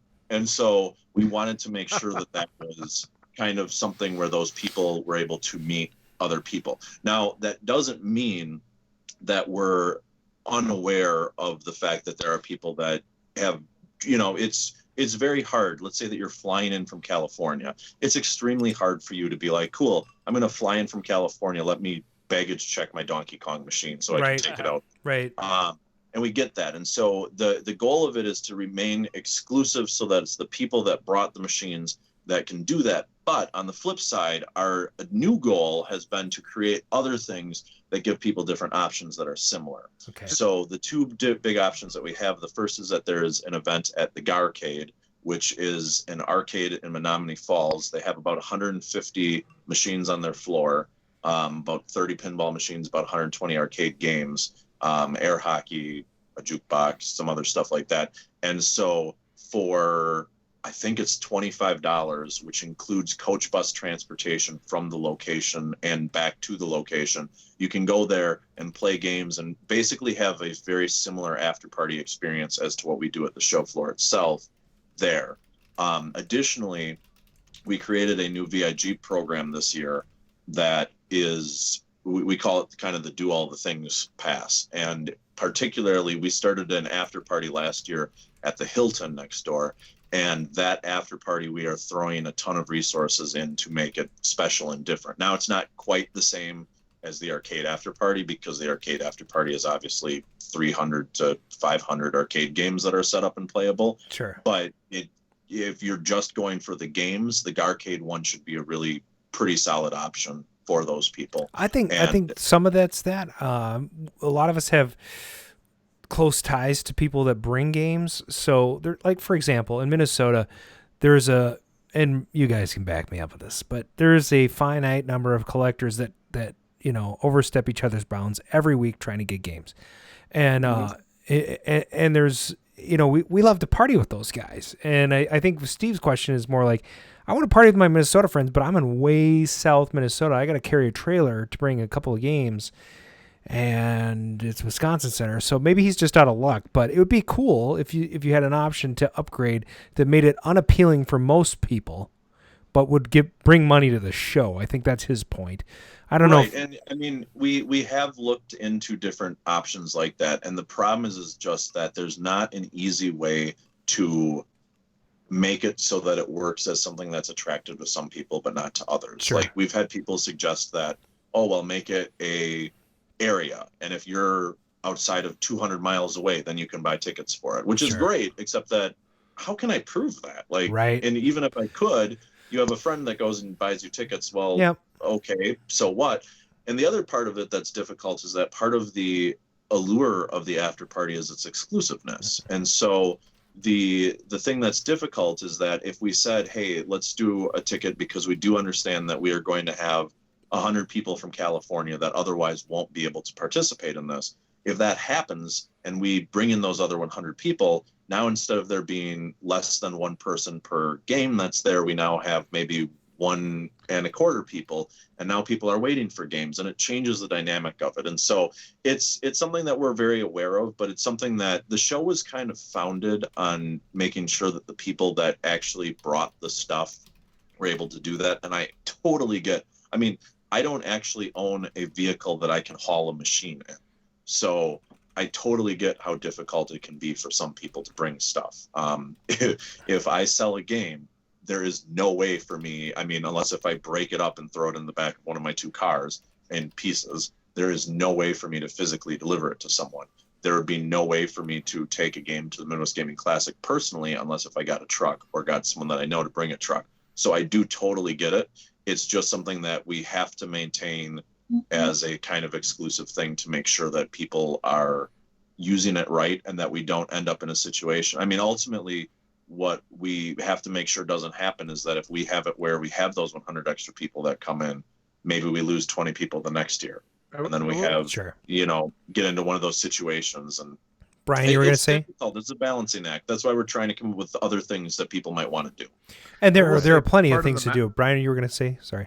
I will say part of the magic of that after show is that you get to play the games. Because I know some of us who come to the show, bring the games, you walk around the floor during the day, and it is popular, and it should be popular. And there are lines for the games that you don't get to play that often.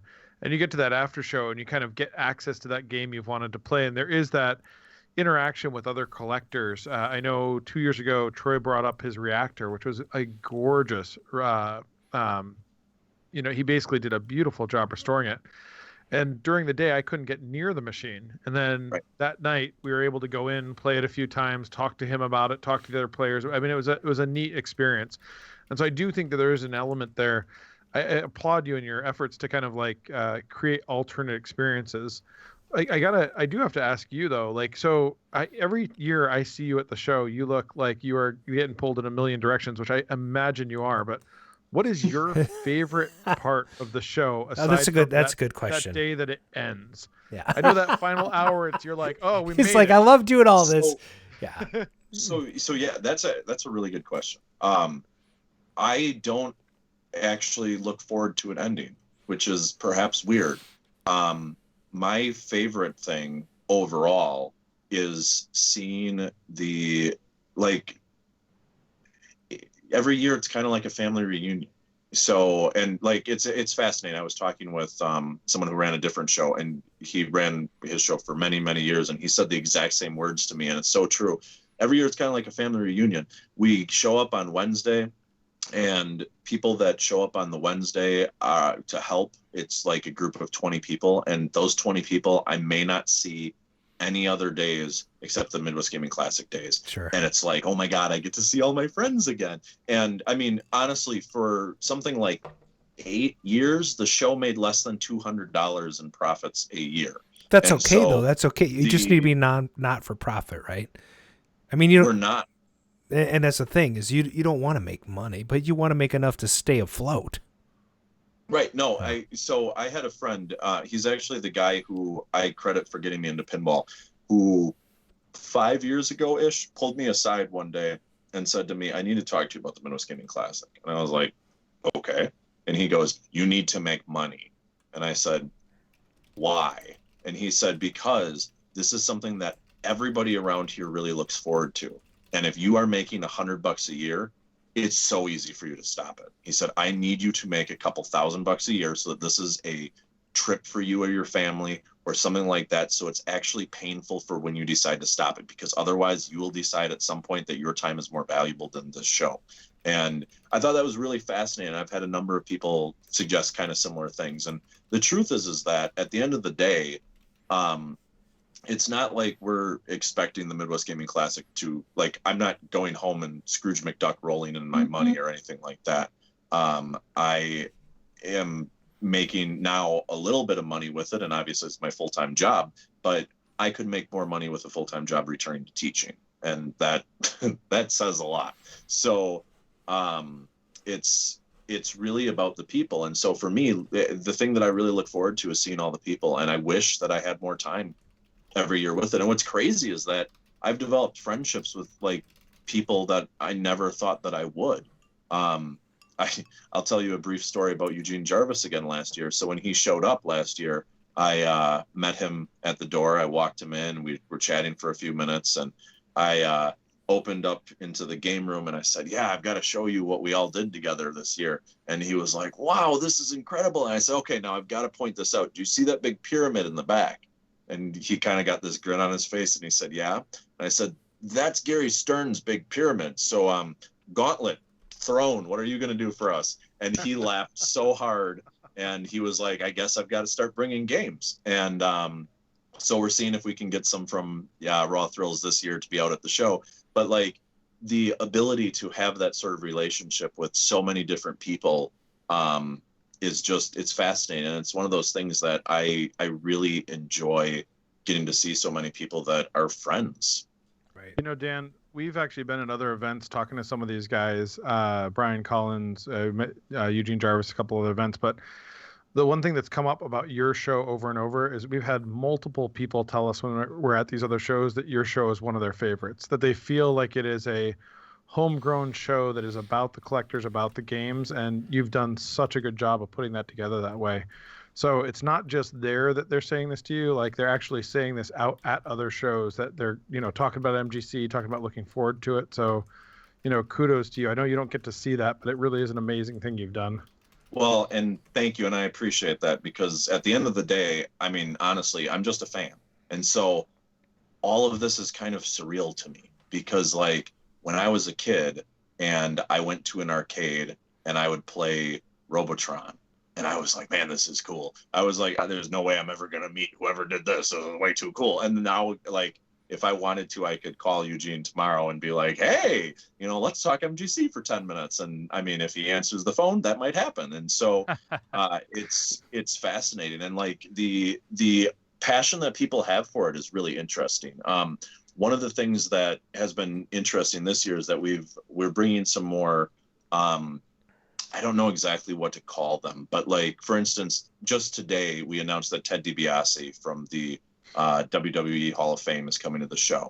And so like one of the things that's fascinating is in talking with him about it and explaining what our goals were for the show and how we want to be different, like saying to him, we are not a place that allows people to pay money for autographs. We will ask you to sign. We will not ask you to sign for long, but you can't charge for autographs. And like, he gets it. And he was so excited, like, oh my gosh, I love shows like that. They're so much less stressful. And so he's like, the other day, if you look 2 days ago, we had a little video where he did a little promo in that video. He did that. I had asked him if he could just record something on the phone for us, and he sent me a video instead. And like, I'm getting ideas now from even people like him saying like, what about if you did this? What if we tried this? And it's this really fascinating collaborative effort that it makes it into so much more than what I think other things are. And so I'm not saying that our show is special in any way above anybody else's. There's so many great shows that are out there, but I do think that we have a unique relationship with so many people that once they get involved, I have a question along this line of uniqueness. We interviewed Mark. You're gonna have to help me out. Southern Fried Gaming Expo. Yeah, I know. I don't remember Mark their names offhand, but Mark, I know them. Are you there? Did you freeze up? What? No, I'm not sure what you're prompting me to say. I would just want the guy that we interviewed for SVG. He was on the show. Oh, Preston Burt. Preston Burt. He was a great guy. They actually have a wrestling event at their show. Actual wrestling. Yes. So, this is really interesting. I guess I forgot about the correlation of wrestling and video games, but it's not that big of a stretch. 2 years ago, there was a guy walking around at MGC in the Starman wrestling outfit from Nintendo. It was the best costume ever. Seriously, I loved it. I was like, the guys are like bold enough to put on a pink jumpsuit, and you can't see anything but his star face. And I'm like, that's the character that I played in Nintendo wrestling. It was it was fantastic. What's that? He wrestled in that. He was a local wrestler. So, is there going to be a tournament? Are you going to have like a wrestling event? So, without getting way into the weeds here, Wisconsin sucks at writing laws. And so we are in this weird place where we need to be classified as a trade show for certain reasons. And the long story short is that the only thing that the law really says is that you can't provide entertainment at the trade show. And so we have to make sure that everything the whole thing is entertainment. I mean, the whole right. So, and we have to make sure that everything that we provide is directly related to our trade, which is game. Okay. And so the thing that's difficult, and there's a lot of behind the scenes things that go into this that I won't bore you with, because I can talk about this for 30 minutes and nobody will care. We don't have that much time. But the truth is that we have to be careful, because something like that unless if we can prove that there's a game tie-in for it, it doesn't work. the thing that's fascinating about like DiBiase is that he was in a whole bunch of different games. And so one of the things that I'm actually excited to do with him and what we wanted to ask him about is, you know, A, have you played these games? B, if you have, do you always pick yourself or do you pick someone else? And then C, what do you think of what they made you look like? Because back then it was all an artist rendition. It wasn't really you. Like I saw I had a picture of WWF WrestleFest today, and he's in that game.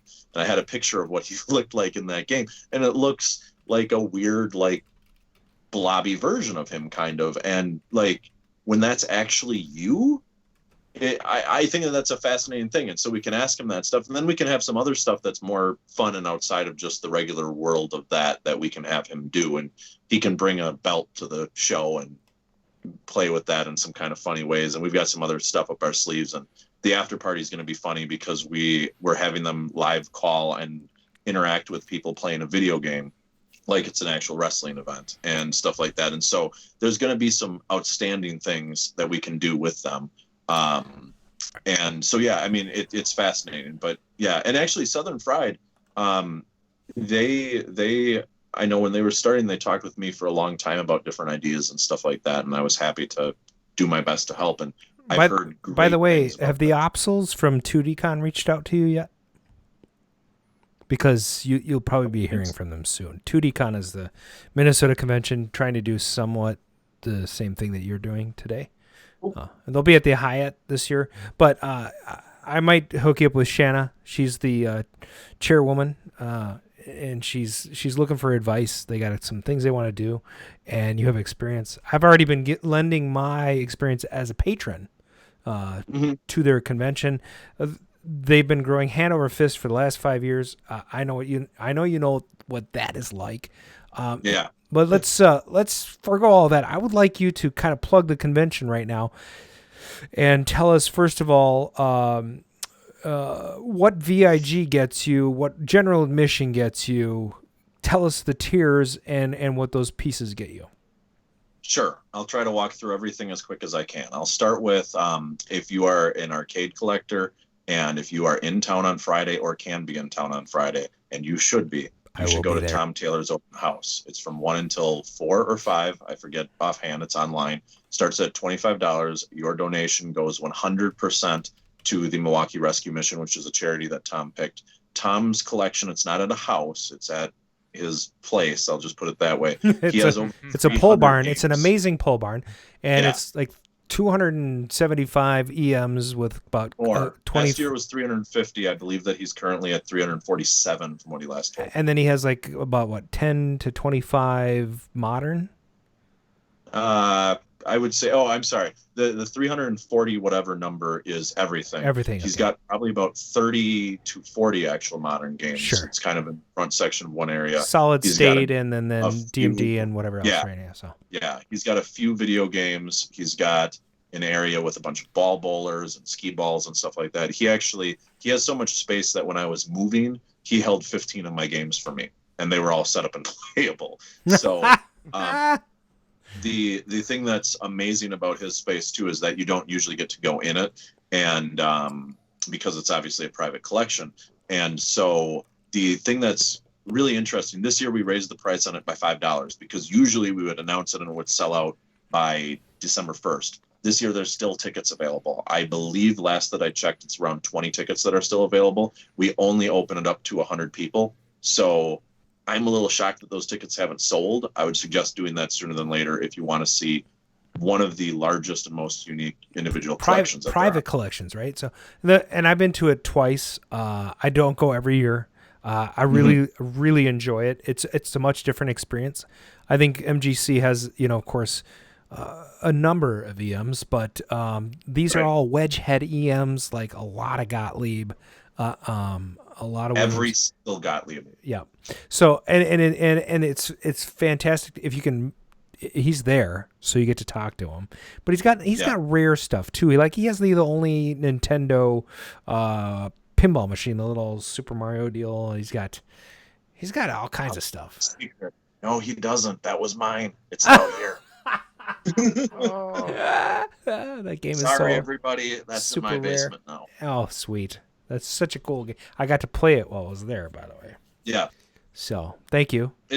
Yeah, no problem. It's better than, it's a great game. And I'll tell you this too. Tom, the reason that he started the open house was that he was really frustrated by the people that would say, well, the Midwest Gaming Classic is a video game thing and there's not really any pinball machines. And he was like, well, if we have my 350 games and we add it to your 200 games, anybody going to say that 550 games isn't enough for a weekend? And so that was his original thing where he said, I want to do this because I want to show people just how much pinball means to this show. And quickly, right now, what's the ratio at the current MGC for pinball versus arcade? Arcade video? Yeah. I mean, you have a lot of pinballs. Pinball Last year was 65. 65? 65-35. And that's in large part because the pinball manufacturers have all gotten on board. Sure, and let's just say 65% pinball, you said? Yes. Yeah, so we're talking like this is a legit pinball convention. And also, by the way, last year was over 300. For people that bring pinball, there's a tournament that's exclusive to the people that bring it. Am I right? There's a number of different things that we do as exclusive stuff. Both on the Saturday night, we do exclusive Best in Show trophies. We're adding some more stuff to that. So there's a lot of reasons for that. And as a real quick aside, I was actually just on Pinside today with a novel of a post describing the load in and load out process, because last year there was some concern, to put it nicely, about how load it's a great place to load games. It's actually better than the Sheraton was. It is, but our loadout sucked. And our loadout sucked in large part because of the snow, and partially because the center came back to us and was like, well, we're going to run how loadout works. And then they completely screwed up our system. And so we went back to them this year, and I basically said, no, we can't do this. We have to be in charge of this. And they're letting us be in charge of it. And we're pretty sure that we're going to nail the issues on loadout that we had. And quite frankly, we had a line basically for picking up games for about 2 hours on 2.5 hours on Sunday night. And that sucks.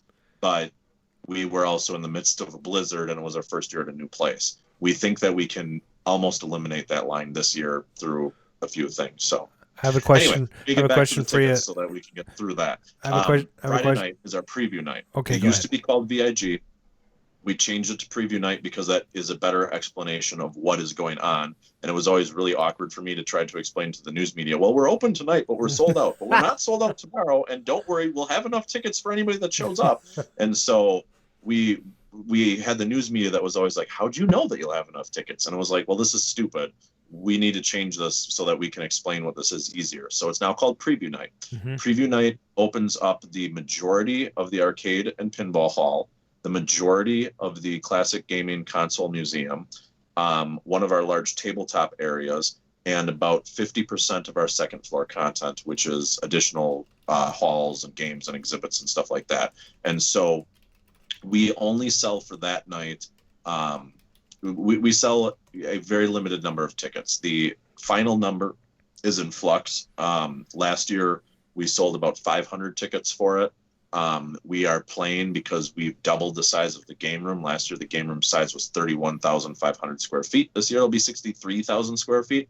So we're thinking about potentially adding 100 more people to it.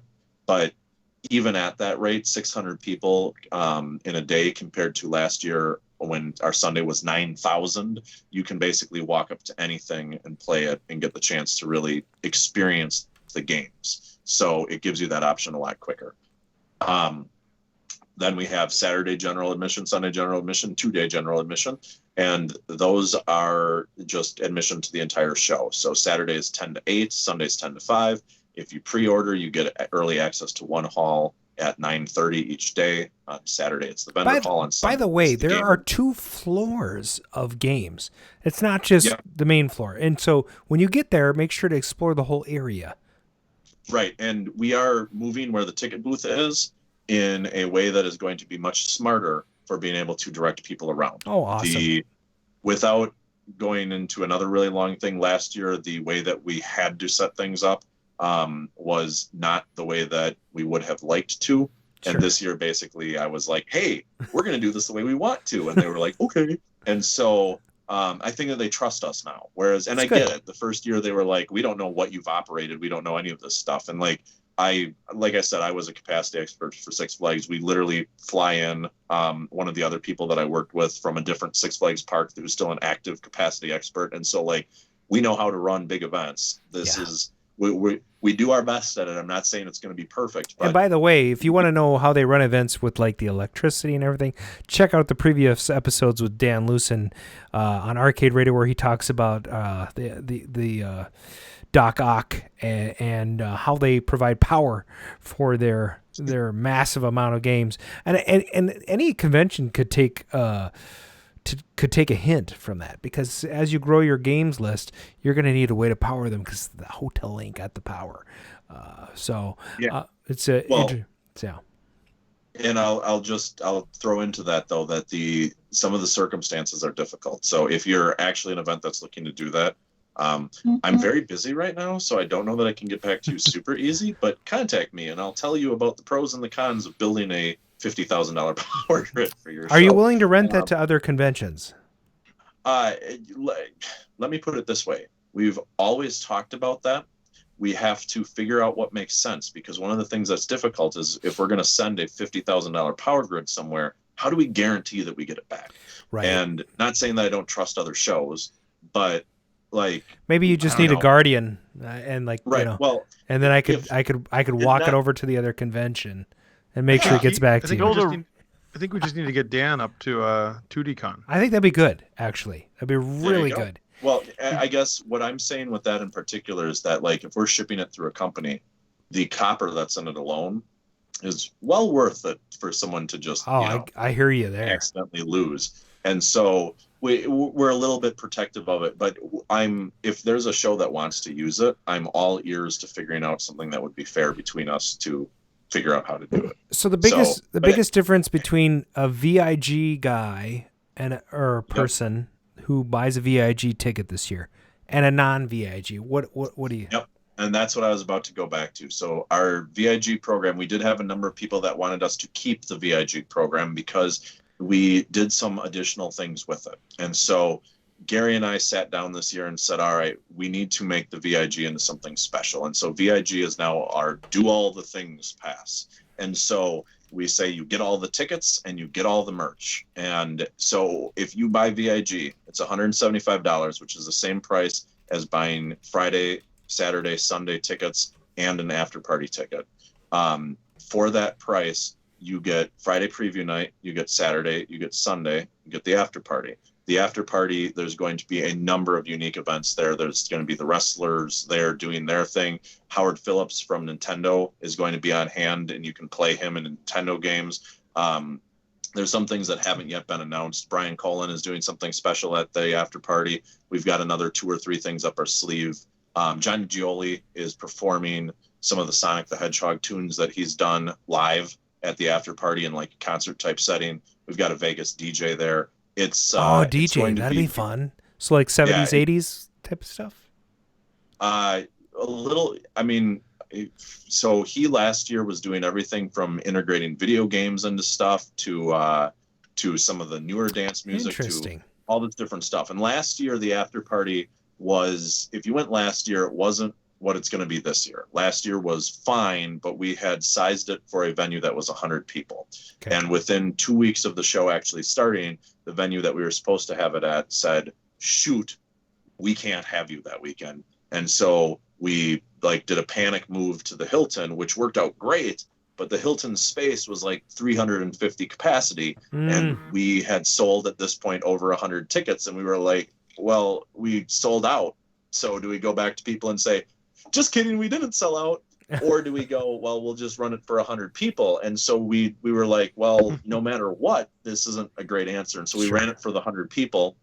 And the problem that we had was simply that when you put 100 people in a hall that's got a capacity of 350, it looks kind of weird. It does. And so this year we've got events and stuff like that where it's going to be really fun. I hope to be able to sneak away and see some of the stuff that we're doing over there because of that. I do have to ask one question about the VIG badge. Yeah, that's what I was about to go into, actually. Okay, never mind. I'll just shut up. No, do you know what it is? I do. I heard that it might have something to do with Nintendo. It does. So we have a designer that came to us after the show. He actually also does the pre-show that is in our same space called CypherCon.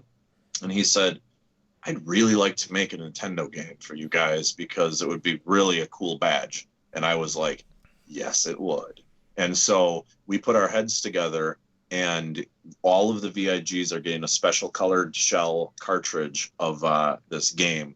And the game, I don't know that I'm supposed to reveal the name yet, but we should have a... I'll just put it this way. It has to do with cows, and it's going to be subtitled BNI. Okay, so I ordered VIG probably 40% because of that cartridge.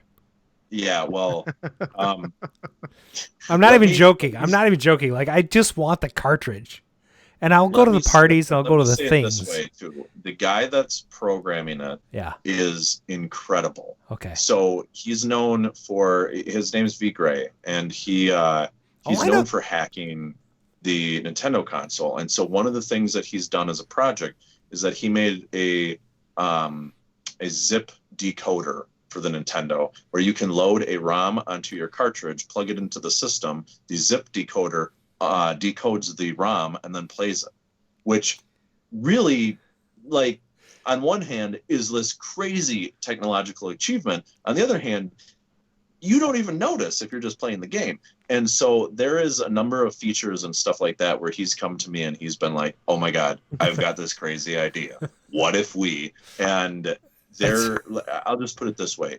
There will be stuff about this cartridge that if he gets in everything that he expects to, there will be stuff about this cartridge being found in 5 years and 10 years that people will not know about until I'm so excited. I can't believe how excited I am about that. And it's silly because, like, I'm a big, like, the whole reason I got into arcade collecting is because every time I bought a console, I would end up buying the arcade collections, you know. Mm-hmm. And I want to emulate those, you know, like your dad bought the 2600 because he liked asteroids. We all wanted to play those games at home. And part of that excitement was to bring the arcade experience home. But one thing is that you never expected is that you would lose that arcade experience because the social element is completely gone. And that's why we have these conventions. That's why we have MGCs and Southern Fried Gaming Expo and 2D Con. These are the reason why these things are so popular right now and why all these barcades are cropping up all over the United States is because people miss the freaking social experience of gaming with each other. And so while I love all these, you know, really cool things, you need to share them with somebody. So having a badge with a video game on it that you can discuss with somebody, this is going to be super fun. And I already could play it. We used to call Nintendo No Friendo because honestly, you mostly played it yourself, right? You didn't bring you brought your friends over. You played, you know, Jackal. You played, you know, Contra and a couple other games. Order pizza and then like watch your buddy play Super Mario for 12 hours. Well, I remember that. It was Guerrilla War for me that I remember just sitting there on the bed of one of my friends' friends and watching for like 2 hours and wishing that it had a 3-player mode. Right, it's friggin' No Friendo, and. The fun thing now is that since we've grown with these games, and like my buddy, I go over to his house once a week. He's got an emulator set up. We always look for the 2-player games because it's about the interaction and the egging of people on and stuff. So we don't play a lot, but we'll also compete in like Excite Bike, right? So we'll do a run and then hand off the controller. But my point is that it's super cool to be getting like this thing that is playable and you can share with the people that are in the VIG crowd. So I highly encourage. And you have something else then that you'll find really interesting. This is not 100% official yet, but I expect that this is official enough that I can say this. Part of what we wanted to do was bring that experience to people after they've left the convention too. Sweet. So there will be a way that you will be able to track your scores against everyone else that has this cartridge. Oh, that will be so cool. That's pretty cool. That's very cool. And then we can like. So when you get a high score, you'll be able to go online and compare it to everybody else that has one, and then you can go on social media or text a friend and be like, "Hi, you suck, I beat you." And so so it's kind of like I've been on the leaderboards of some of the like TXK for the Vita and stuff like that, and I know a lot of the other people that were big into the Tempest update games, and so there's actually this thing where it's like, oh my gosh, I know that guy. And so this will actually kind of do that with the game that we expect it to be a brand new feature that no other games had. And again, this is where V is just amazing, where he comes up with, I've got this great idea. Let's do this thing that's been done. And then like, well, and then if I do that, I have to make sure that we do these 5 things with it so that it works right. And it's if he gets, again, half of what he has planned into this game, it's going to be amazing. So, and that cartridge will be available in a different color for people that don't get VIG for $45. So, if you're going to go to the show, again, right now, if you're looking at value, now we've got $175 worth of tickets. We just added in this, that's $220 worth of stuff. And then there's also going to be a shirt from Brian Cullen that he made specifically for the VIGs. That shirt is amazing. It's designed after Rampage. The Rampage characters are attacking the Midwest Gaming Classic. It's on the Facebook page, guys. Facebook Rampage. Arcade Radio. Yep.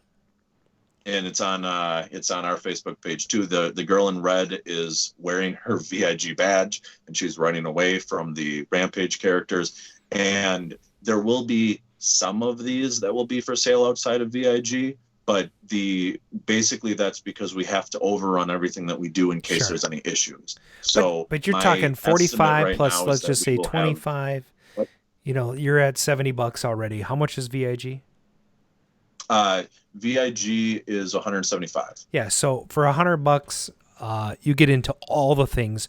Plus, you get all the cool things. You get your own playable Nintendo cartridge as your badge, which is unbelievable. And then you get a T-shirt. You get all there's other things. So you get like a special badge, lanyard, whatever. And so do a yearly pin, so you'll get that. There's going to be some discounts on additional merchandise at the show if you want that. We're probably doing glasses this year, like pint glasses. Cool. We're doing some other stuff like that, and so VIGs will get that. We're actually working with different local businesses to offer VIGs discounts. So I know, for instance, that the Hyatt, which is one of our hotels, is doing a special Midwest Gaming Classic menu, and it's hilarious because, like, I remember one of their things that they put on it for the one that they showed me was Kazooie sandwich, and it's like a chicken sandwich from Banjo-Kazooie, and it made me giggle quite a bit. And all the VIGs that go to that, if you show your VIG badge, so if you show your game cartridge, you will get a discount on your food there. And so we're trying to make this into something that has so much value that's packed into it that it's a can't miss thing. And the honest thing here is that the flip side of this is that the money that we bring in from VIG, from the people who are saying, hey, we want to make this additional commitment to the show, is helping us add on a lot of the cool stuff this year and do so in a way that doesn't potentially run us out of business by us spending a bunch of money that we don't know if we get back. So the VIG, people that buy VIG are specifically helping us bring in the people that are going to be at the VIG after party. They're specifically helping us to be able to produce this NES cartridge. They're doing this. And so it's something that I'm ultra appreciative, and thank you for buying it in advance, because everybody that does it helps the show more than I can explain. And it's going to end up being a super important part of the show moving forward, but we're going to keep it limited, and we're going to keep it as a really, really good value. At the current rate of sales, and it's so hard to tell what our sales do. So sure. I'm going to say where we're at right now. In the current rate of sales, we have about 10 days left before it'll be sold out. I don't know exactly what'll happen. So it could be a month, and then I look like an idiot for having just said that. It could be tomorrow, and then I also look like an idiot for having said that. But I'm serious, you guys. There's not many people in the live chat tonight. But if you're at all considering this convention, this is the way to go because you will get absolutely everything. In fact, I'm going to be there a day early on Thursday, and I think I might throw an Arcade Radio early party, assuming I can keep it on rails and make sure I can stay awake for the next 2 to 3 days. I've knocked myself out in the first night of a convention. It's not a good thing. So, No. but what I would love to do is invite all of our Arcade Radio friends to join us at a table for dinner on Thursday night. So I will be out there way before the convention starts, and I will, even if we were going to do a lunch, we could do that. But anyway, this is the most awesome thing. We have 2 people in the chat that said, "Will Arcade Radio be live at MGC and do like a name that song tournament?" Which would be kind of fun, right? We could do What's in the Juke. And then and Tony says, "Dan, that would be incredible. I might need to talk to you about making this actually happen at some point. Maybe we need to rent a block of time. That's right. You know, it'd be super fun." Email me. We have a stage that would be perfect for it this year. It'd be great because what we need to do is get Mark and Brian to attend at the same time so we can make this the real trifecta that we should be. Well, while we're on the show, I got a message from Susan saying, "I've booked rooms. I'm buying tickets." I mean, so yes. My wife is upstairs spending money on the show as we speak, Dan. Yes. So Don't Mark, have to go look for Mark, a job. get tickets for you and your wife. Well, actually, it's a good excuse to come and visit the fam. Get your butt up here. It's going to be awesome. Brian and I, you got to do it. You got to do it. And you know what? Maybe we might be able to work something out for that Thursday if we do a pre-party.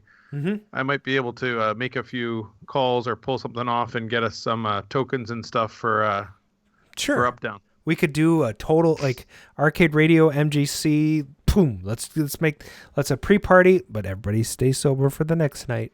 You know.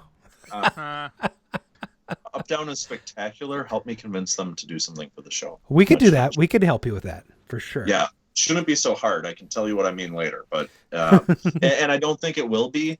But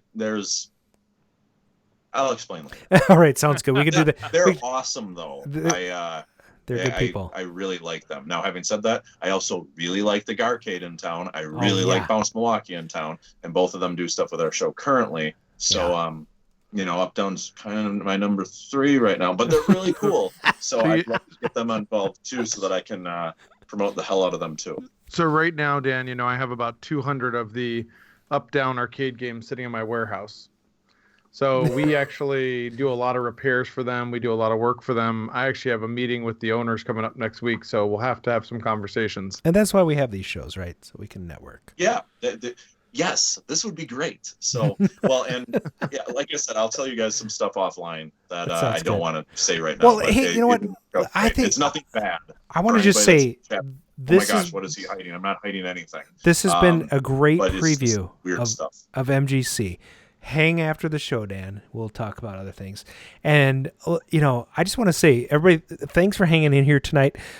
Any other questions?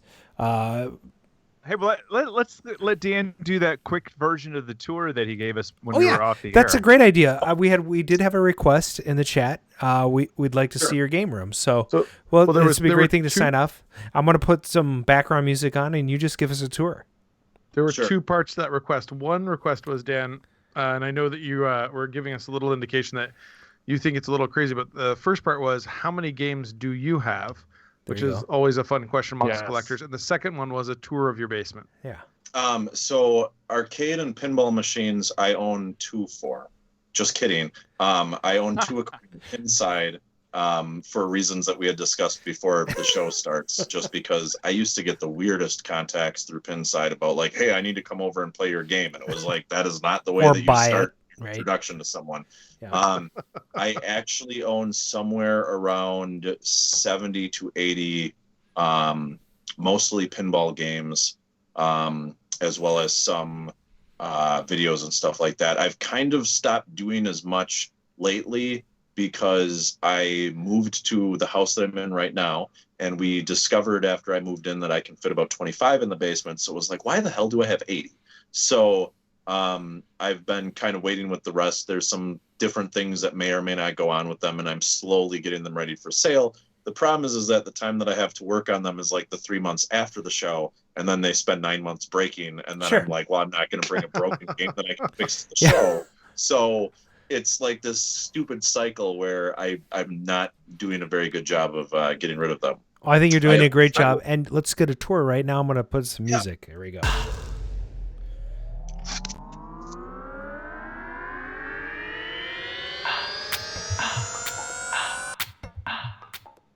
Wow, that's okay. That was just interesting music. So I have 4 Stern games over here. Iron Man has become one of my favorite games that I own, and I play it altogether too often. Big Buck Hunter, if anybody happens to own a Big Buck Hunter and can walk me through a complete rebuild of the Buck mech, it now is scratching my playfield, and it sucks. So I know how to repair games really well.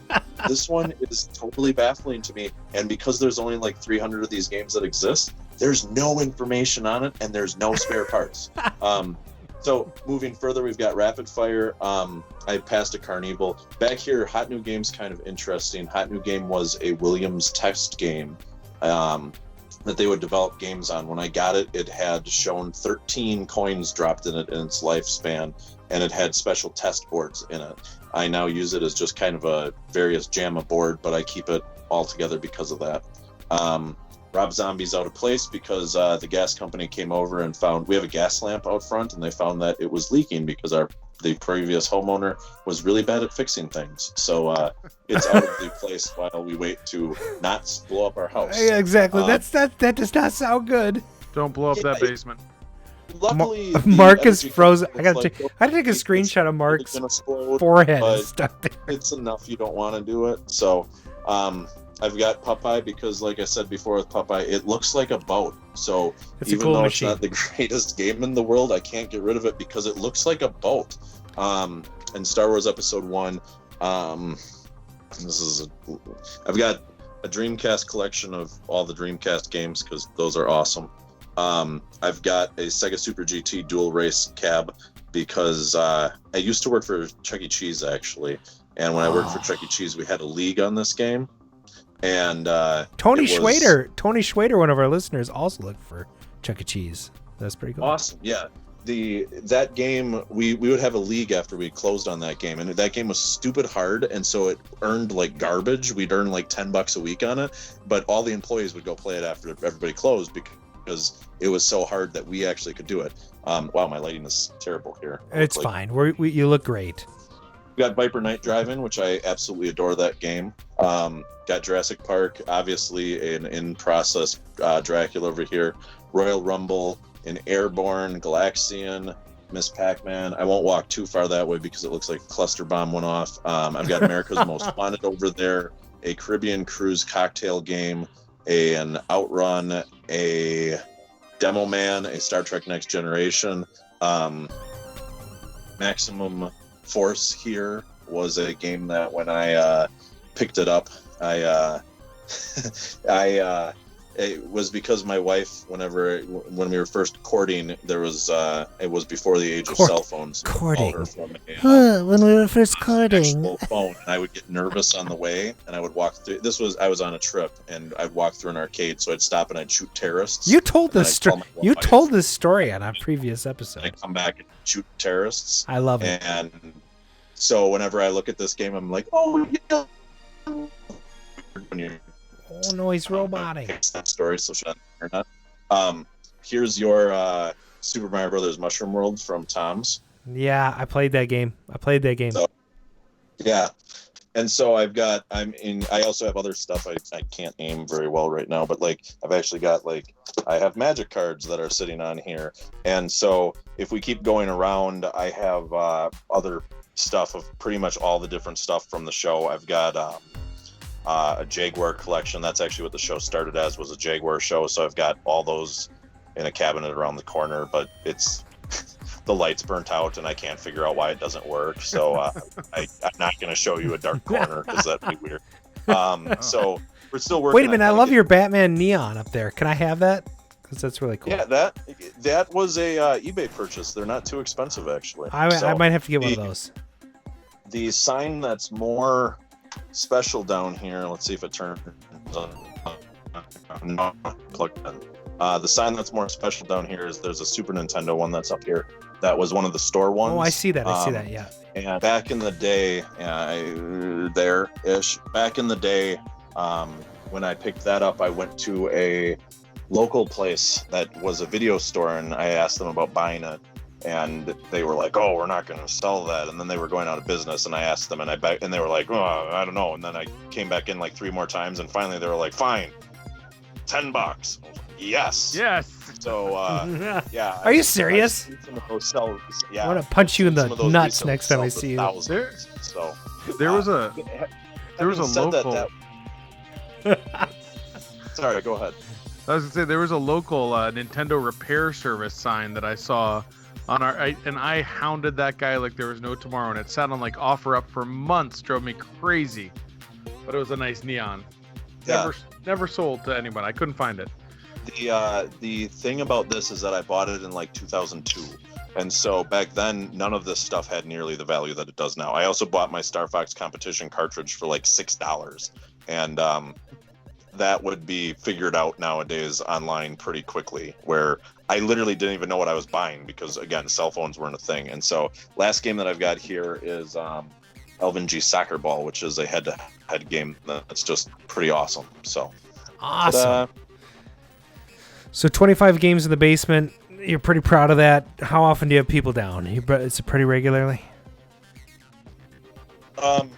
Well, so the thing about my arcade down here is that I really just kind of completed it.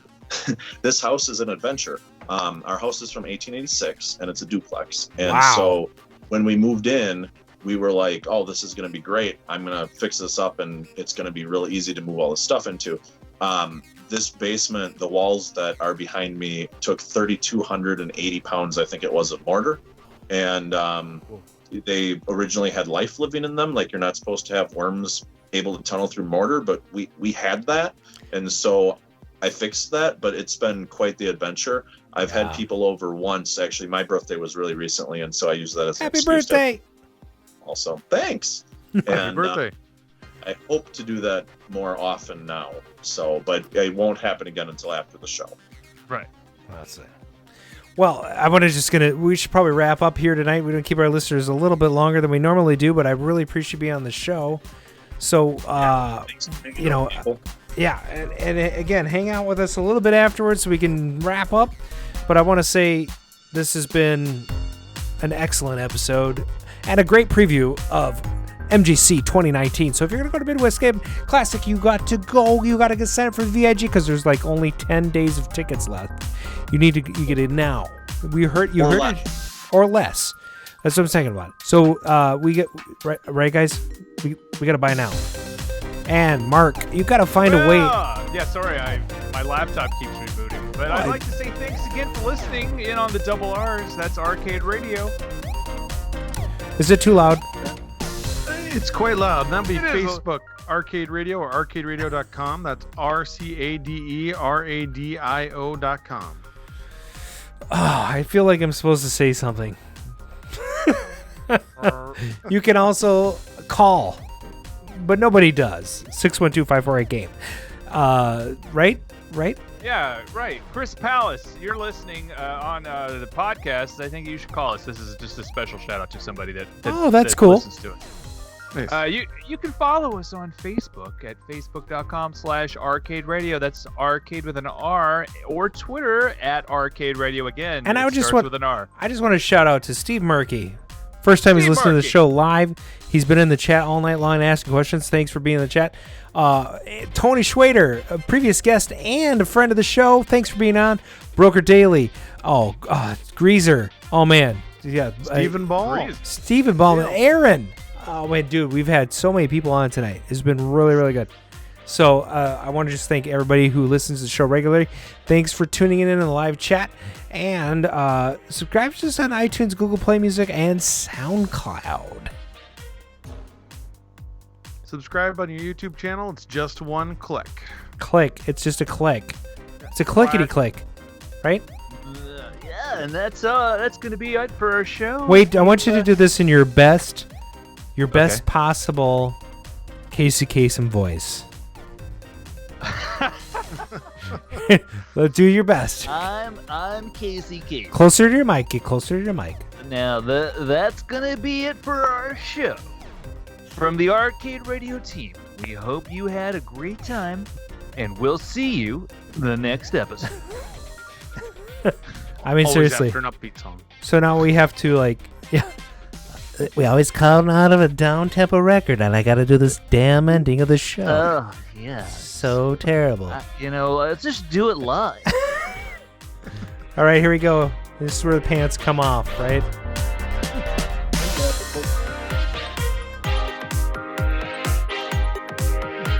Oh, it's so loud.